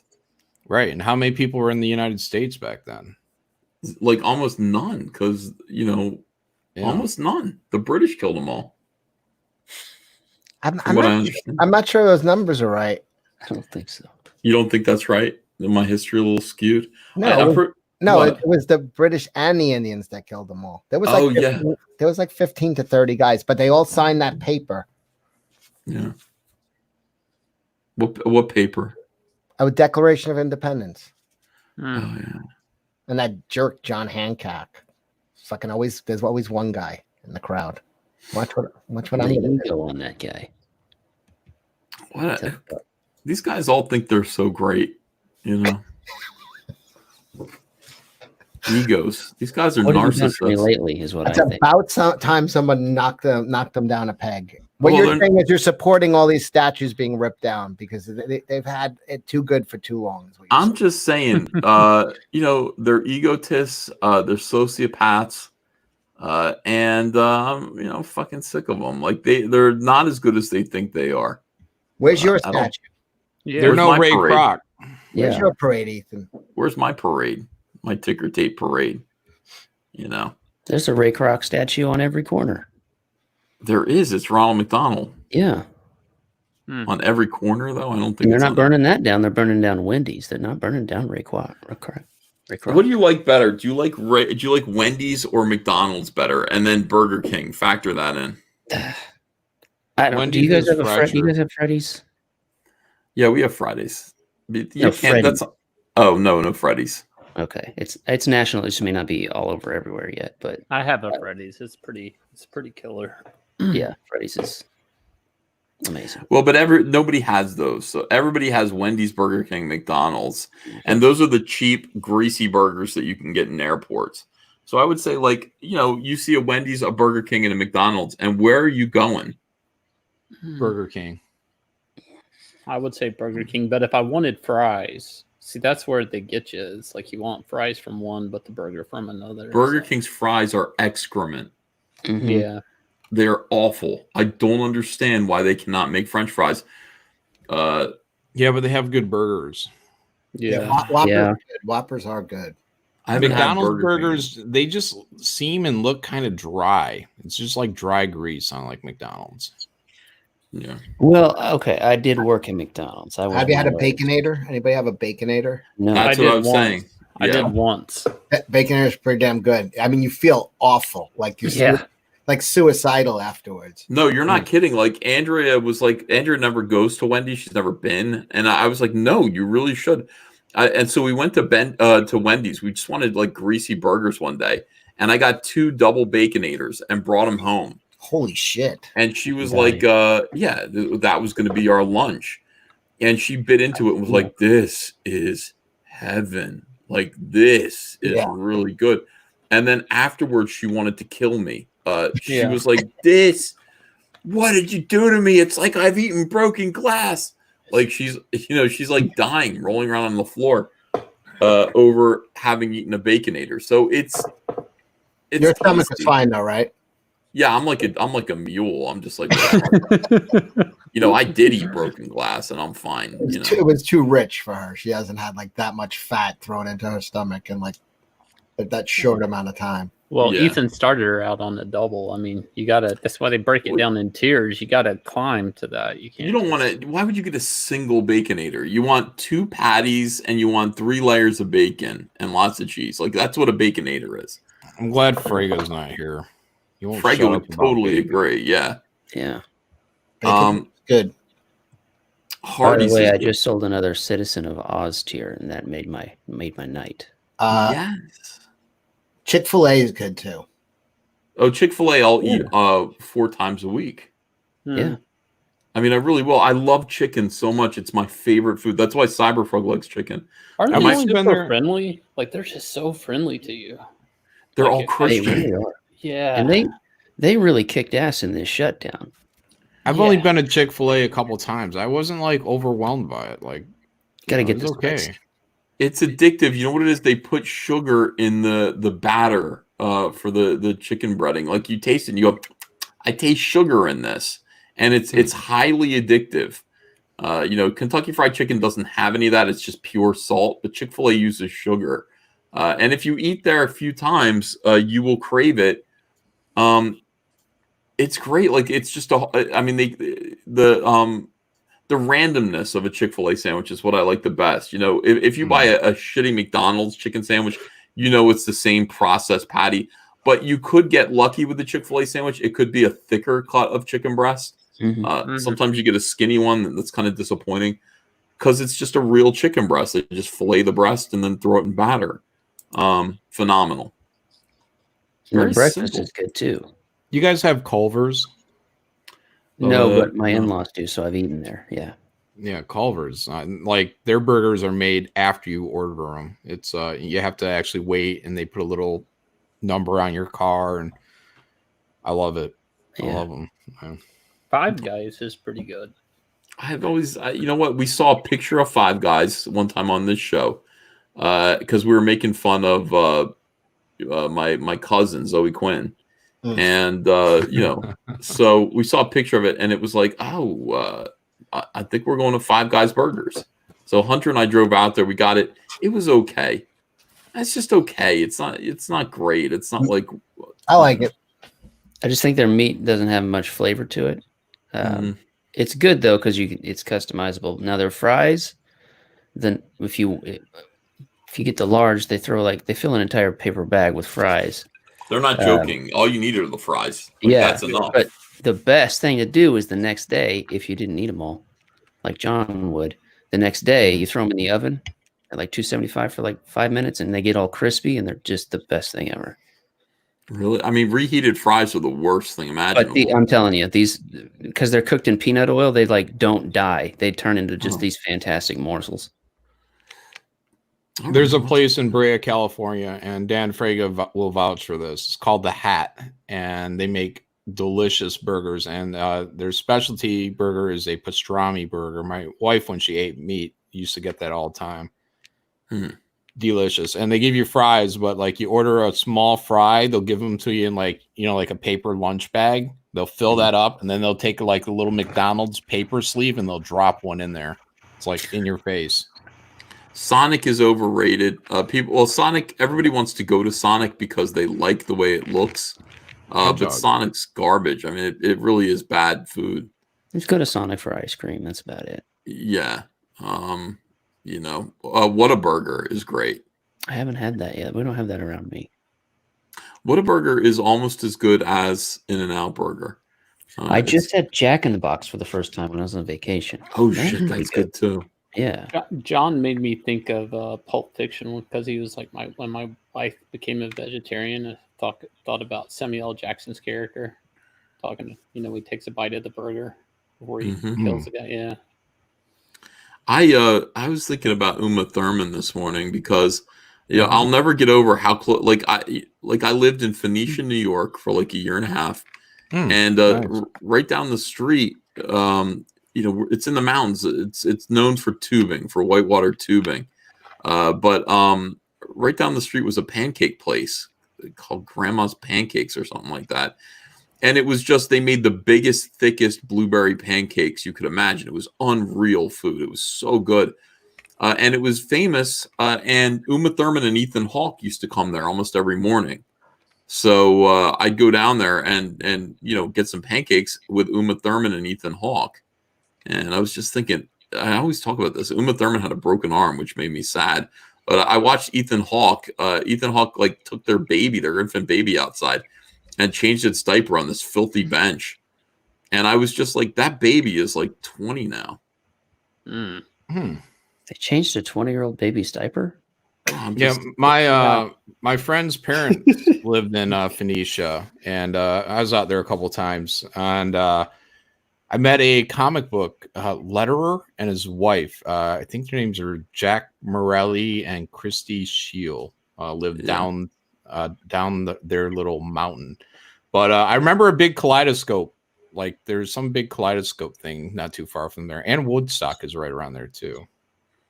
Bunch of fucking hippies, dude. I'm telling you, and they're all angry. That's where I lived when 9/11 happened. And the one thing I remember about 9/11 is I went to buy chocolate donuts, and you know, everybody coped in their own way. What are Wait, you? Ethan, this was near Woodstock? Yes. You know, a lot of comic people lived out there. Jim Starlin lived out there, and I think Bernie Wrightson lived out there too. Terry Austin lived there. He was our friend. Yeah.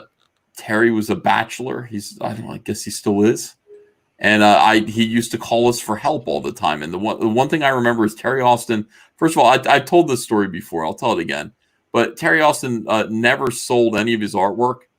Like he had all the pages from John Byrne's X-Men that he inked. And he would sell them. Like he'd be like, I need some money. So he'd sell like a cover for 40 grand. And I remember just being like, 40 grand? What the fuck? Why don't you sell all this stuff? No, I'm hanging on to it. Well, he calls. He said, I want to adopt a kitten. So we helped him adopt the kitten. And then he called us in the middle of the night because he super glued its eyes closed. And we had to. What the hell? I swear it to was God, an accident. Well, I'm not. You know, we had to take it to the vet. Nightmare. I accidentally stitched the cat's eyes closed once.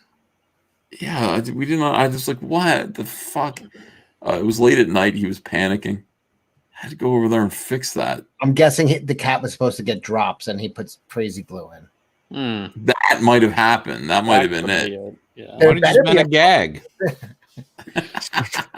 We just wanted to see if he'd come over. Yeah, we're here. But everyone lived up there. They all play volleyball. Todd DeZago lived up there. Who else was up there? A lot of comic book people who used to live in the city moved out to Woodstock, and it was all right. Yeah, everyone tends to, like, you notice that everybody resents living there. It's like we used to live in the city and now we live here, and we thought it was going to be a good idea because it's cheap. And the mountain air is nice, and it's Woodstock, right? It's Woodstock. But we live here, and it's a 40-minute drive to Walmart. Not so great. Not so great. Did the cat live? Yes, the cat lived. They got bear out there, too. Yeah. Well, they did. Yeah, I got. That's when I got attacked by a bear when I lived there. You know, it was actually a bear. Like, took out the garbage at 3 a.m. and couldn't see it was snowy out. Couldn't see my hand in front of my face. I'm dragging the garbage can to the curb. And a bear was eating the neighbor's garbage and ran right into me, ran over me, knocked me down on my back, and then ran up the mountain behind my house. And I felt like I was hit by a Volkswagen Bug. I lay in the snow, bleeding and just confused and wondering what happened. And I realized that I'd been run over by a bear. Well, how are you bleeding? He cut you? Claws, and not terribly. You know, I got claws in my chest, a little scratch. Stepped on my chest and just ran right over me. Scared. I mean, he was scared. So you were bleeding and confused. Were you also hungry? I bet you were hungry. Yeah, I was. It was in Wizard Magazine. I gotta find the issue of Wizard Magazine that it was in because they did a story about it. If anybody can find it, if you have a Wizard Magazine collection, it happened in like 2000. Well, I guess it happened in 2001. So, you know, one of those magazines has an article about me being mauled by a bear. Yeah. It was basically The Revenant, but not as cool. Did that really happen? Must have been where the idea from was your Wizard Magazine. My wife was in college in Vancouver, and I guess it was filmed there. And I guess the word on the street is Leo thought it would, because he was already dressed kind of like a bum, so he thought it was cool just to go hang out with homeless people.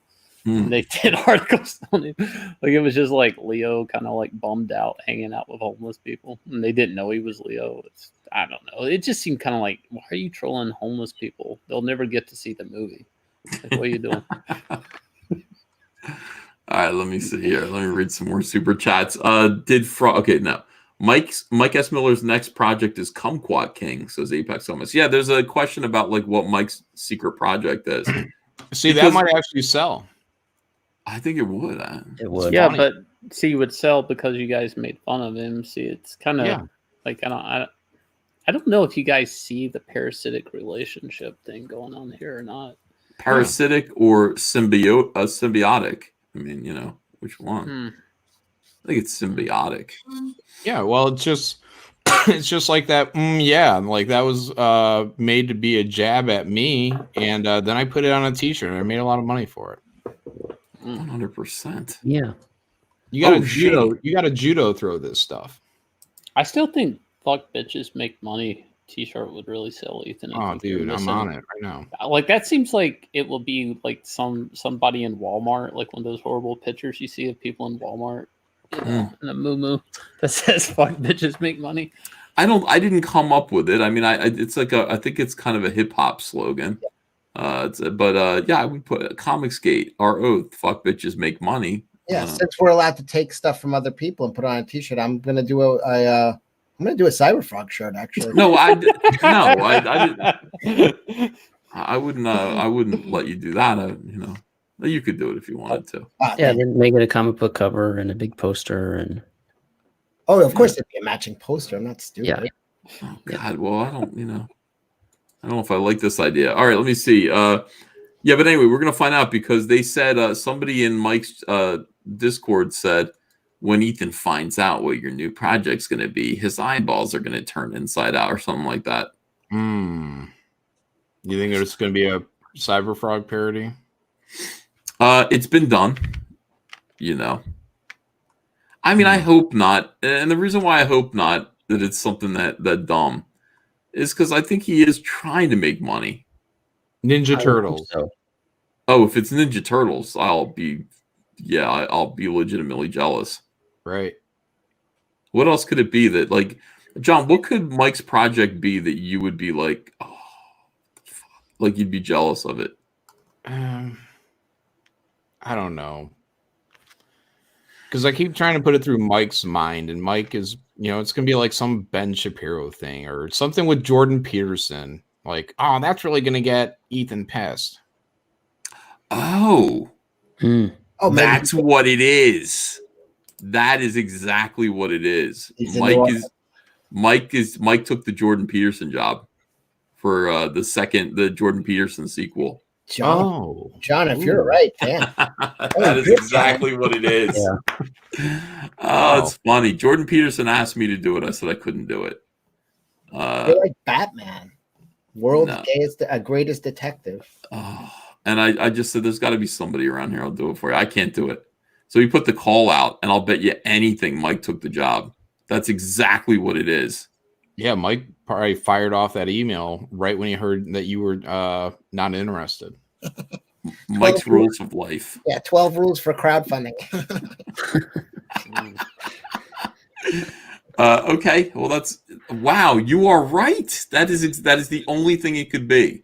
That would be like kind of a shot at me, and it's work that Mike would know was available. It's work that would be given to Mike. Mm-hmm. It'll be funny if that's true. Yeah. Interesting. All right. I don't know what else. I don't know what else it could be. Yeah, that's what it is. But they said next project. Oh, they didn't specify that it was a crowdfunding project. No, he just said he had to get this other project out of the way in order to do his like Lone Star 3. So it's 12 illustrations. Yeah. And Snarkicon DM for $1.99 says Mike's next project, Hamilton, the graphic novel. Oh, yeah. I think too. Cecil's a day one backer. Yeah, that'd be a jab at Cecil. Yeah. Plan 9 Good Times says lots of Mike talk tonight. Well, we just talked to him today. He's on our minds. He just launched a campaign yesterday. Everything's coming up, Mike. Was it yesterday that he launched a campaign? Yeah. It was. Was that? I think it was yesterday. I think it was. Yeah. Yeah. They all blur together. Telling you, really, it's true. I got $5 on Captain Chokeout, says Sean Tillman. Fuck Google too, says Shane. What is your project? Oh, Starlight Cats, but I'm gonna talk about it later. I'm like not ready to talk about it too much.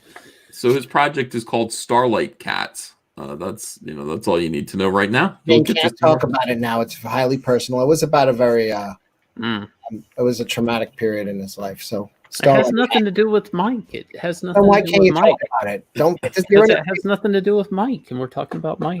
Yeah, I think you're in a Steve Turney says, I feel like you should get a punchier name like Kill Cats. Kill Cats. Yeah. No, that sounds like a suggestion. It'll be I great. may need to change. I may need to change the name or something though, because my the person did the logo once they found out I was CG wants it pulled, so I may have to redo the logo now. Did you pay him already? Yeah, I paid him. It was weird too. It was a weird message. He was just like, "I just don't want my name associated with it," and I'm like, "Oh, hey, a-hole, your name's not going to be associated with it. You designed my logo. I paid you for it. The logo belongs to me. Well, and I'm putting your name on my book anyway. So well, that was the weird thing. Is like, if you're gonna be a bitch, then give me my money back. Like, don't what are you doing? Like, yeah, you start by offering the money back. Here, I'd like to. Yeah, and get my name off of it. It's like, all right, well, it's not like how.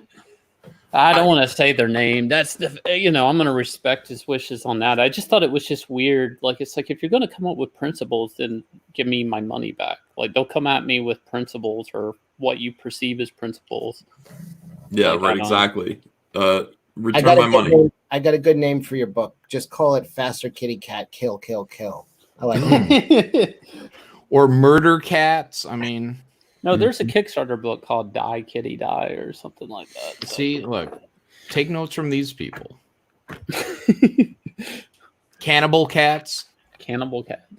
Cannibal Cats. Cocaine Kittens.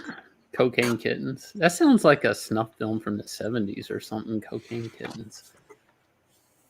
These are all terrible ideas for a comic book that's aimed at, kids. Yeah. And Eric asked me to call it Ass Kitty. And in all fairness, though, I wouldn't go to Cecil for an all ages book. Thank you. No offense. No, I wouldn't either, though. No offense, Cecil, but I guess you don't like $1 million, Shane. What was your quote the other night? Like, I have a splash of breast milk in my whiskey or something like that. Yeah, that was weird. Do you think I remember that? He was very drunk when he said that. Street.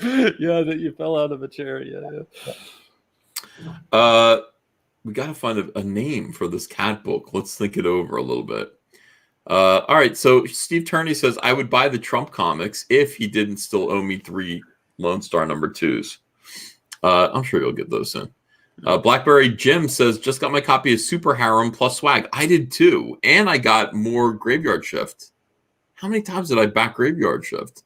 Probably like 3 times. I appreciate it though. Can I get the supplemental? I cheaped out. No, I'm keeping all of them. Because Nick Barucci took one of them. I can't remember what he took. I think he took my copy of Graveyard Shift number 2. Before it's not. Well, if Nick wants, I'll send him copies. No, he already got it. Like he came to he's like, "Can I take this?" I was like, "Yeah, I guess." And he took it away. Now I got more. I got more copies, so I wouldn't worry about it. There you go. Nick gets a free copy. I got a public shaming for ordering at the wrong level. Yeah, well, I bought the Andrew Hurt at the Blood Bag. Allegedly, you gotta actually support your friends. I did. I bought. Not like I did. I mean, whenever John was close to the edge of a new it's like, hey, I'm gonna hit 150,000.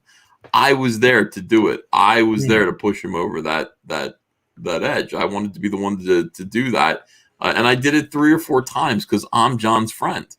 Yeah, and you're telling me you didn't even back the bonus book? You can grab the $25 tier.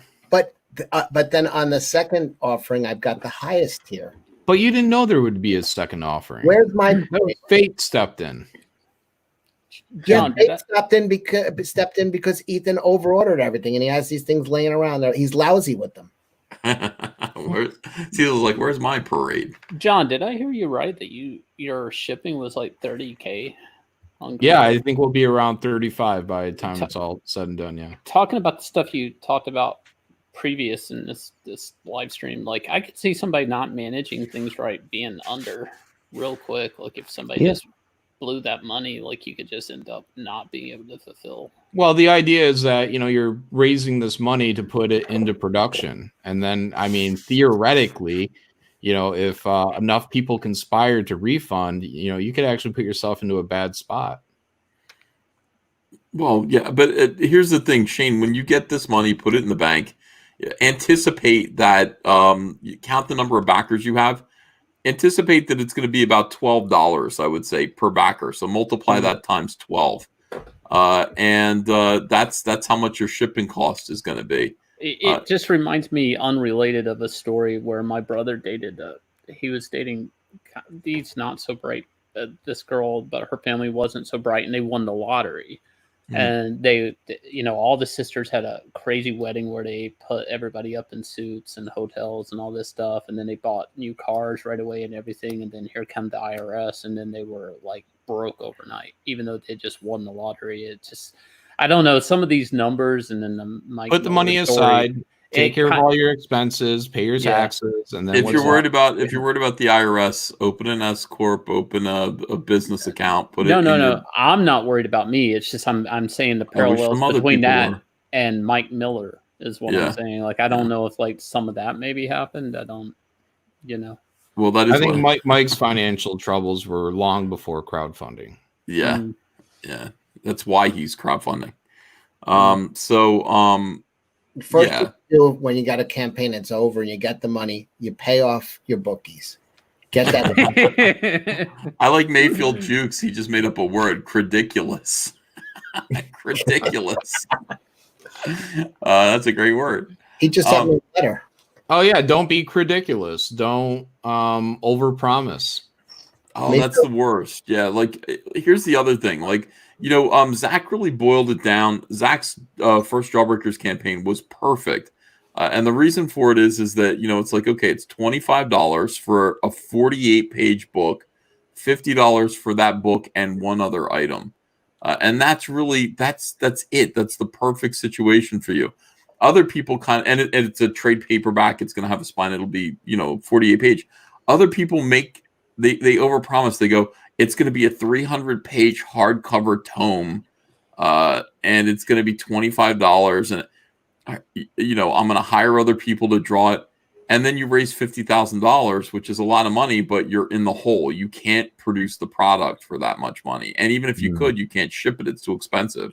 But if you're shipping a 48-page book, you can manage doing that yourself. You can probably do 2 of those a year, and you can hand ship those for a reasonable amount of money, and they still feel satisfying. It's a good read. It's the perfect scenario, and people stray from it all the time and do all kinds, like I'm about to do with warts and all. People stray from it, and it doesn't really make sense. Don't overpromise. There are people who are saying it's going to be 150-page. Just stick to the program. Stick to the program. That's like 3 campaigns, 150 pages. Pretty much. Yeah. Right? Yeah. Why wouldn't you break it down into 3 campaigns then? Wasn't that like the plot hole scenario? Like the Sean Gordon Murphy campaign? Yeah, he added more pages on top of what he was already promising. I'm going to say this. I don't know. Nobody talks about it, but he mentions that there's like multiple covers, but it's one book. And I'm like, is this thing going to be like an Image miniseries after it's crowdfunded? Like, it just seems like it's ready to be busted up into singles. Like, I don't know. That would be shitty if you're a backer of it, and then it's like it just comes out through Image or something. I've always felt. Whatever he does, who cares? Yeah. Well, it's going to be a problem. Basically, we're just saying, be careful because, it really is when you have the money in your hands, you're paying to make the book, you're paying to buy the materials to ship the book, and then you're going to pay the shipping bill. Just understand how much money that's going to be. Plus the people you have to hire to letterers, colorists, whoever, put people to work, right? Yeah. Yeah. If you can keep your package under 2 pounds, that's pretty good advice. Joe Ball says 48 pages is hard enough. Right. Exactly. Yeah. I had packages that passed the 2 pound mark, and going off to Australia, it's like $40. And if it's under 2 pounds, I think it was like $28. Yeah. There were some things I did with my book. I had a really thick book with Flying Fortress and some international stuff. I was cutting. I cut out a bag, a board, and a postcard, and that got me under. So instead of 2 boards, I had an ad postcard that I cut out, and I cut out 1 comic book board. Everything arrived great, but it caught me under that. It got me under that 2 pound mark, and saved me $20 per package. Evan James is refunding. Red Rooster says couldn't care less about EVS's opinions on refunds. Shaming people about refunds is BS, and it's trying to manipulate the customer. Hey, dude, refund that if you want to. If somebody's not delivering your package, refund it. It's ridiculous. I just meant, like, I don't like what you said. I'm not going to do that. Like, if I backed Vestige 2, which I didn't, but if I had, I wouldn't have refunded it now. That's just me. You guys do whatever you want. And frankly, when it comes to the way I treat my customers, you guys can refund me for any reason you want, and I'm going to refund you. I guess I'm talking, understand, I guess when I say that, I'm talking more about us. I'm talking about fellow professionals. Refunding other fellow professionals just because we're, having an argument. I'm not talking about customers. That makes sense. That's just not what Bob says, refunded you, Ethan. Oh, look at that picture that you. That's Maria. Yeah, I know.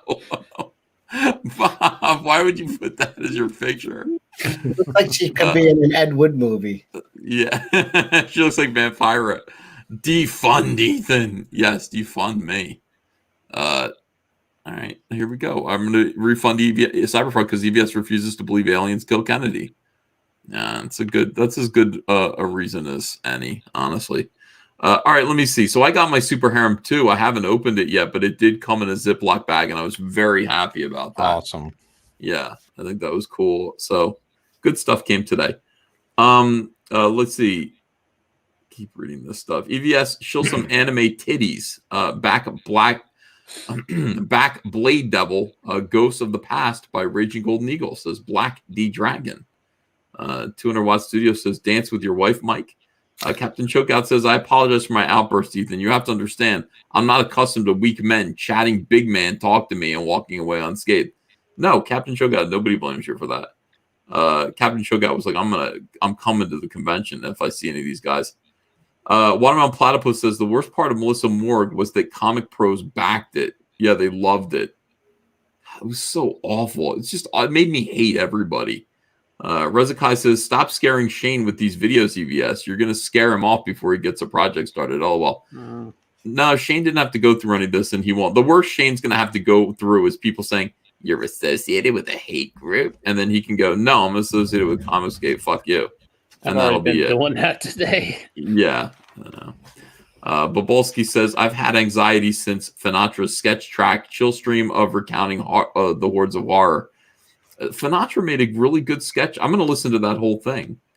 Watermelon Platypus says, I won't forget what Ethan said when Vox Day tried to copyright Comicsgate.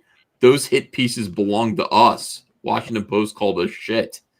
Let's see. Ron Crossman says, Zach is both a soldier and Marine. He is built to deal with actual terrorists, not these pieces of crap. F Google for not letting me say shit. You can't? Okay. Ignition says, get tuned in, says Florida Man is trending again. Mike Barron's best work. That's Florida Man, I should say, on Indiegogo. Captain Chokeout says, you're a good man, Ethan. You will always have my custom and my respect. I got to go to the gym. Hail everyone. God bless you all. Bless you too, Captain Chokeout. Watermelon Platypus says, Zach says he had his boot on a Taliban bomb maker's back, and SJWs are the worst people to ever exist. Yeah. Zach says that a lot. Saying that, yeah. He always talks about, like, I've actually dealt with terrorists, and I still, like, you know, I still hate SJWs more than terrorists. Or they're worse than terrorists. Ron Crossman says, as a Jew, I say they are not C's, F them. As a Jew, I say they're Nazis, F them. Multi-bullet magnet says, just to let you know, a 10,000 like tweet of a war campaigner throwing shade at Laura Bailey, the Last of Us 2 voice actor, and the death threat she got, F them. Wait, a 10,000 street like tweet of a war campaigner throwing shade at it. Oh. Robert Bayless says, invite Az, please. He's always good. Is Az still in the chat? I would let him in. Snarticon DM says, but loyalty to Caesar, brother, those effing hypocrites. Snarticon DM says, after months of him doing it to John, I secretly would love someone to get Pan with, don't run away, debate me, Pan. Yeah. Junk666 says, Cyber Cecil is better than Cyber Frog. Snarticon DM says, you did some piano like a month ago. All right, so there you go. It feels a lot sooner than that. It feels like still echoing in my head. Startgun DM says, if we get cash grab to 7 figures, we'll watch Hamilton. I'll go along with that. I mean, if cash grab gets to 7 figures, I'm confident that it won't. I will watch Hamilton. All right, it's a deal. All right, so that's what it's going to take to get me to watch that shit. Hopefully, the entire the entire cost of the economy will go. Our money will become worthless, and will be like $10,000 per book. Oh shit! I didn't even anticipate that, but that's likely. Dylan Draw says, before Cecil watched that movie, he had the voice of John Vernon. Hamilton? Yeah. You have that voice. Jay Bizzle says, EVS, do a cover of AIDS 2. Now, AIDS 2 was Narwhal's song. Yeah. How did that go again? AIDS 2, AIDS 2. It's the good AIDS. It kills AIDS 1. Sulfur well, no, it kills AIDS 1, but then you have AIDS. Right, but at a lower stage. Yeah. I don't know. It was a good, like you said, AIDS 2, and he had a guitar. I don't remember what the lyrics were, but it wasn't bad, you know. It was something me and you. Something but fucking AIDS 2. Oh, it was bad. My bad. Yeah, it did suck. He said, but fucking AIDS something or other today. And I was like, oh my God, now. I mean, I keep calling him Nasser. Oh my God, Narwhal. Terrible. Okay, well, let's look at campaigns for a minute. If you don't mind. No, not at all. Cash Grab by Cecil. Oh, well, I didn't know it was going to be Cash Grab. Do a refresh. I'm doing it. Yes, another $100. We're watching Hamilton. Let me see here. The Mighty Mascots. Hallelujah for Comicsgate. We really do rule. This campaign was like at $4. And then it was probably more than that. But we came along and we really blessed it, and we made it $11,627. Keith Gleason, who was a charming fellow, here he is right here. Got my cereal box today. That's Keith Gleason. You got your cereal box already? I mean, I backed it today. Oh. Look at Keith. Oh, get rid of this. Stone has the lyrics. AIDS 2, AIDS 2. It's the sequel. AIDS 2, gonna save my people. Fuck a butt with AIDS. Yeah. Fuck a butt with AIDS, he said. Yeah. Okay. Keith Gleason, this man's very happy today because we helped his campaign, Cecil. All right. At least I did. Made twice his funding. That is true. We doubled his funding. It's power of Comicsgate.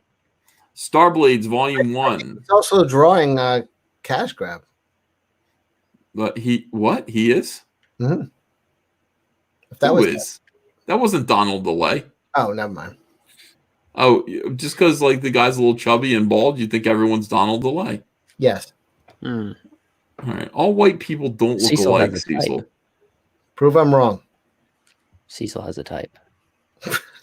It did kind of look like type 2 diabetes. All right. Star Blaze Volume 1, Kyle Ritter. They're refunding Kyle. Kyle got a bunch of refunds today from work campaign. Right. Yeah, get him. You know, the fuck. Get him, boys. Yeah.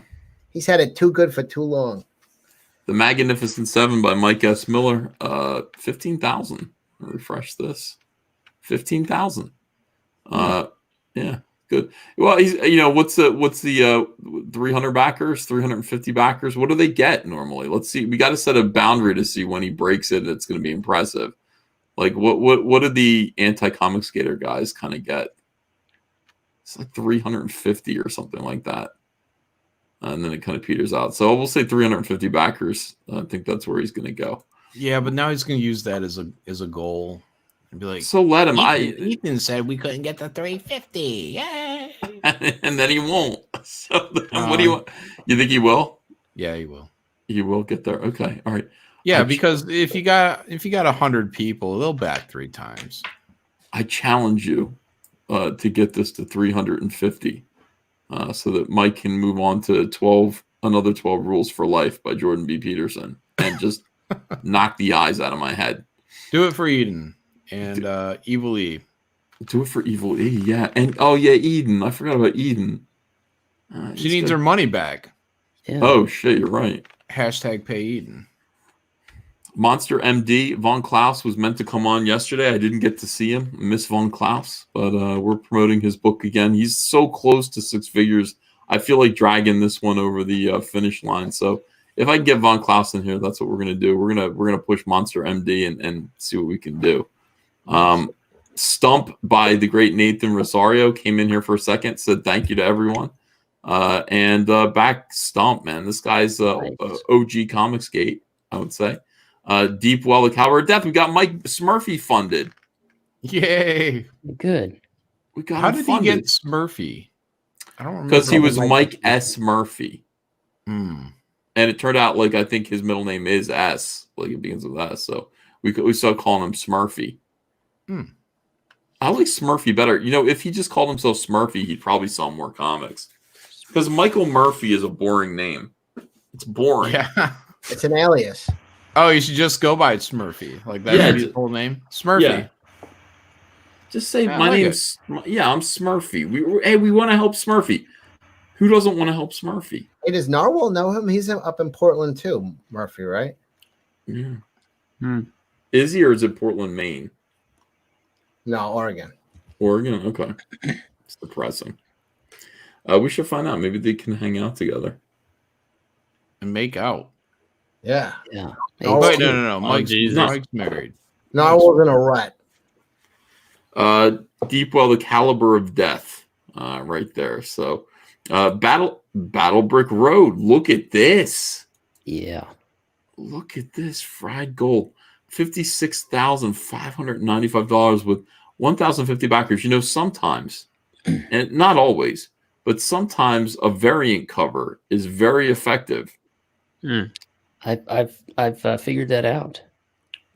It's worth the money. Whatever the money you paid, it's worth it because you definitely made it back, right? I mean, yeah, absolutely. It was I reached out for a trading card, and this is what I got, and I said people are going to want a cover. He said that's fine. So we went with a cover too. So it'll be great. I'm looking, man. Oh, check the trailer. I got an Ascension Cinema trailer. They put one together for us. All right, we got to see this. Look at me in my squatty potty. I'm so happy. Yeah. All right, No let's cape see on here. it though. Why would there be a cape? We were talking about that earlier. Whoa. How do you do the cape? Copyright strike.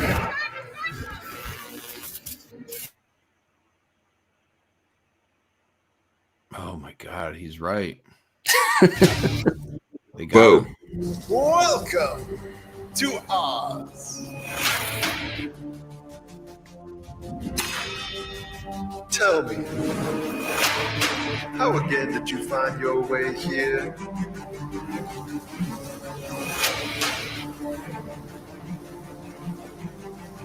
No need to worry. You are safe here. There are wonders here. never seen before.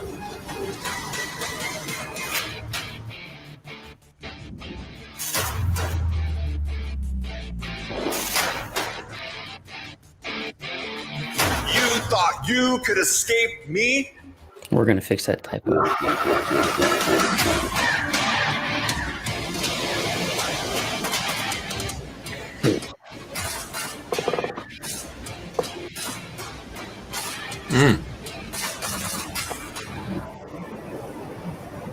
This isn't the end. There's more. Hold on.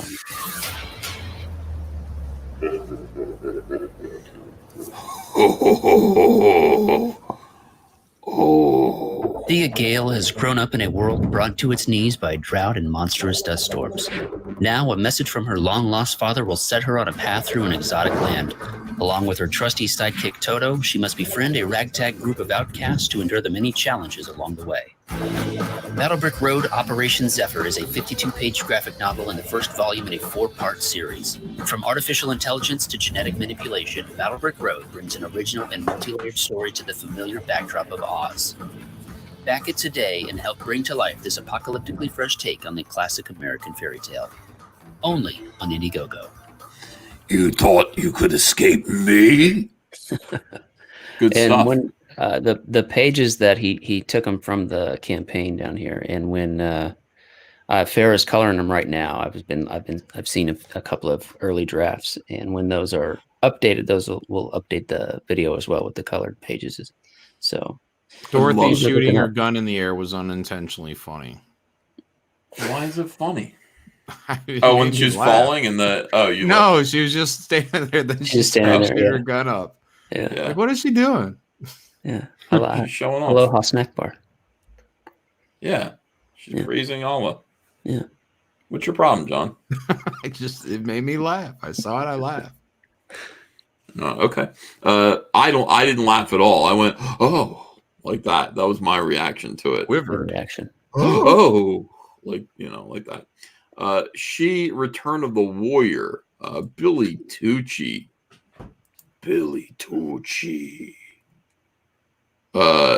Is it $11,802, and he's so very close to 2,300 backers. All right, thank you. Billy Tucci's and Maria Sanapo, bring back Miss Fury. Bring back Miss Fury. Bring her back. Bring her back. This is the lady that Catwoman was based on. Was stolen from. I mean, to be fair, like Catwoman stole her costume. Must have been a great artist. Graham Nolan, another great artist, and the Shanu. It's the new Shanu review coming after you. Gesundheit. It's the new Shanu review. Remember that show? No. No Shanu's, good Shanu's. $60,554. Congratulations to Graham Nolan. Keeps kicking ass. A lot of people trying to stop him from kicking ass, and he doesn't even listen. 60 grand. How do you guys not know the new Shanu review? Nobody knows it. Charlie's London from East Lane to the Limelight. Make sure that you sign up your email address right here to be aware of her book. Already did. Looking forward to that one. Trying to raise awareness. Black and White, Second Chance. This one's doing better than his other one. Every time I was refreshing Black and White today, it kept going up. His other one just sat there. I was like, fuck. Like everyone back Chrono Mechanics. I don't understand why you won't. But that's a second chance also, isn't it? I don't know. No, Chrono Mechanics is still the first chance. Are you sure? I'm sure. Well, I already backed it. I'll back it again. Thank you, Cecil, for everything that you do. You probably backed it at the $25. Cyberfrog Unfrog-gettable Tales 1 and 2. This is the original rare Hall of Heroes issues of Cyberfrog, colored and relettered with new foil covers. Everyone's going to get trading cards with spelling mistakes on them. If my $10. If you back, thank you, Cecil. If you back Cyberfrog 1 and 2 Unforgettable Tales, oh look, another person back. $200,000, Cecil. That's great. You're happy for me? I mean, oh my God, overjoyed.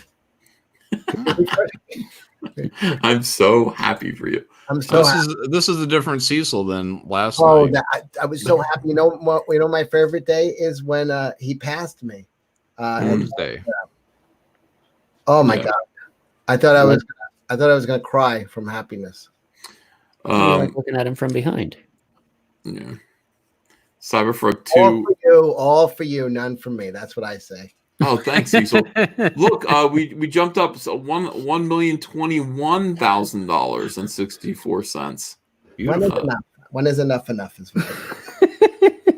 Yeah, looks like you're a little greedy, Ethan. Looks like you're a little bit greedy.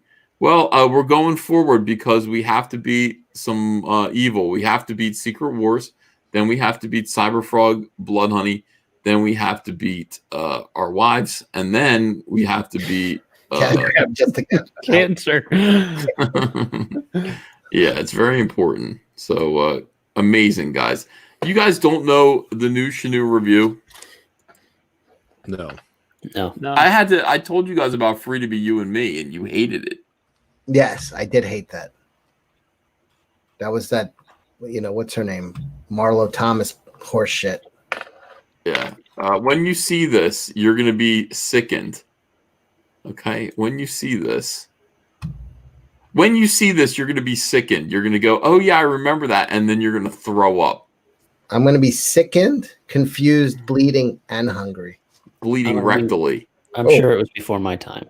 Sounds like after sex. All right, here we go, guys. Oh, jeez. Already, do you remember this? No. We're not 50. Fuck you. Oh, hi. He looks like Todd Phillips, the director. And his helper, Emmy Joe.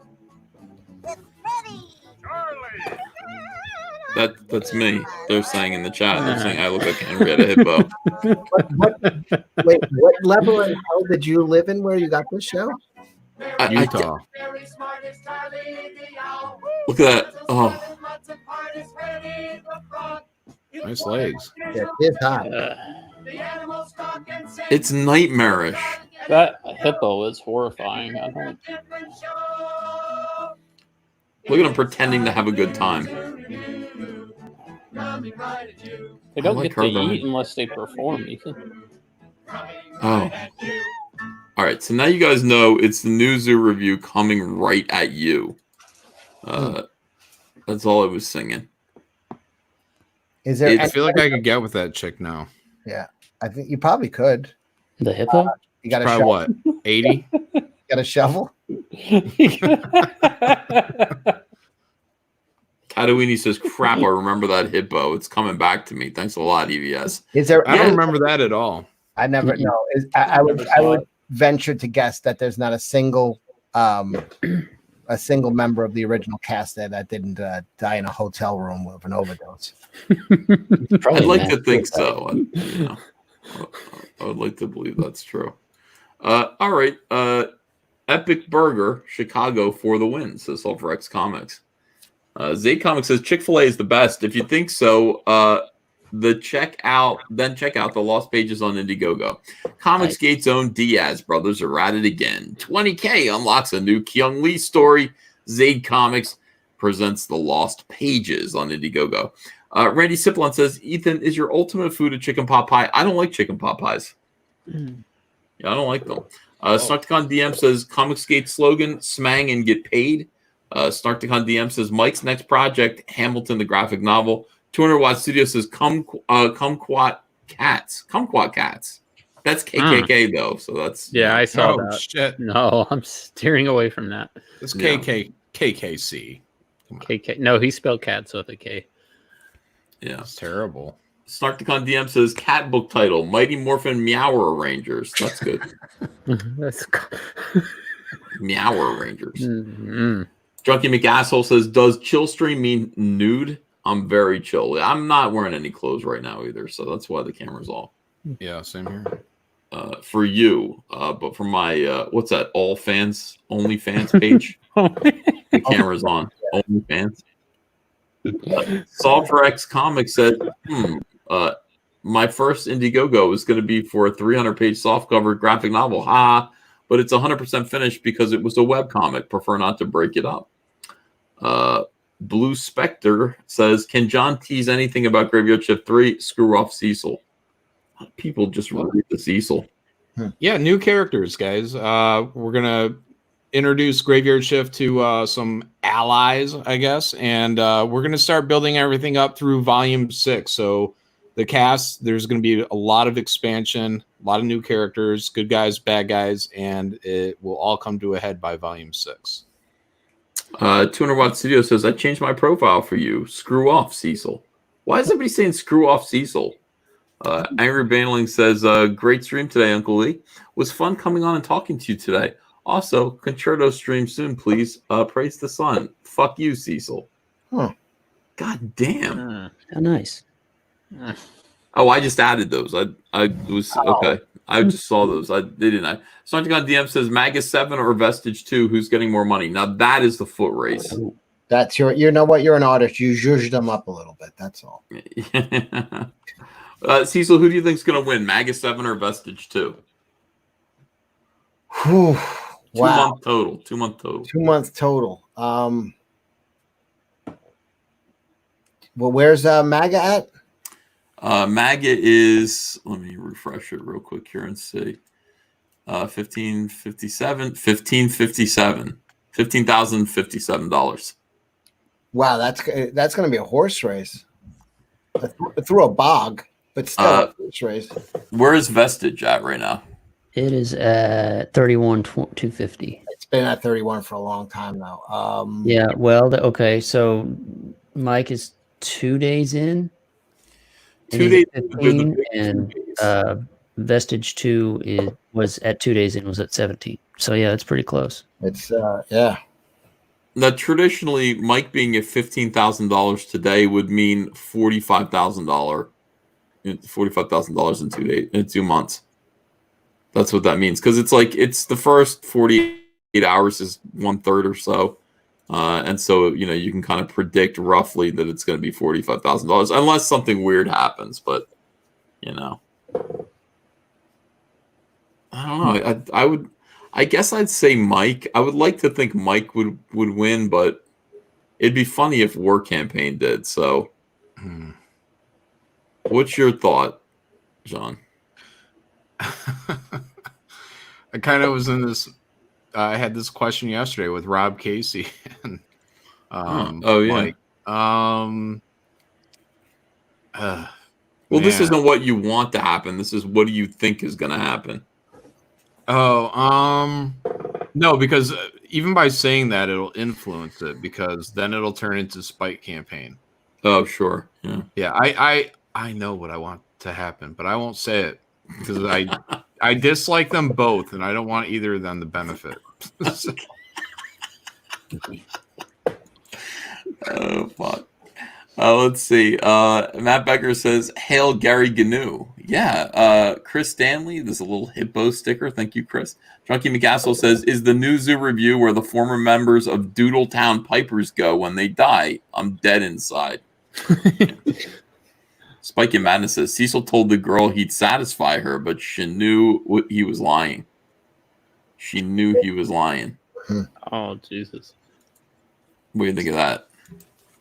I think I went to the doctor and said I wanted to give my girlfriend 12 hard inches. He said, "Fuck it 3 times." Yeah. I like finding places on the map like that and then just being like making memes of them. It's like hold on a second. God, oh yeah, here we go, right here. When you ask a girl if she'll let you pee on her, if she wants you to pee on her. What? That's amore. That's amore. Oh, I see. When you ask a girl if she wants you to pee on you and she says no, But you know, she do. Here's the town called She Do. She do want you to pee on her. Atta girl. Yeah. All right. That was stupid. It's a long way to go for a camel. You know, that's what we used to say. You know, it's a long way to go for a camel because you want a camel to transport you across the desert. So it sucks that you have to walk a long way to get on a camel just to be able to go a distance. It's called a long way to go for a camel. You should be able to order it, the camel, in this day and age. Yeah. Have the camel come to you. You know, what the hell, Cecil? That's living. Well, it's like 4:40 in the morning, so I don't know. You know, Ethan knows about camel transportation. How would I know about that, Sheila? I am going to that hotel where the new zoo. Oh, the new zoo. I wonder if you found another photo of who? Ethan on a camel. Oh, I forgot. That's right. Yeah, she made. Those aren't even real. Those are fake. Those are fake. No, she took a picture of me on a horse, and she she photoshopped it on a camel, and it's not even real. And then she tells people, "Oh yeah, Ethan on a camel, ha ha ha." Well, it's not funny, Sheila. She's a trickster. Yeah. Succubus. Wait, what? Yeah, that's not me on the camel. It isn't real. No, it isn't. It's not totally real. Shame on all of you. And it's not hilarious. All right, some people were fooled. All right.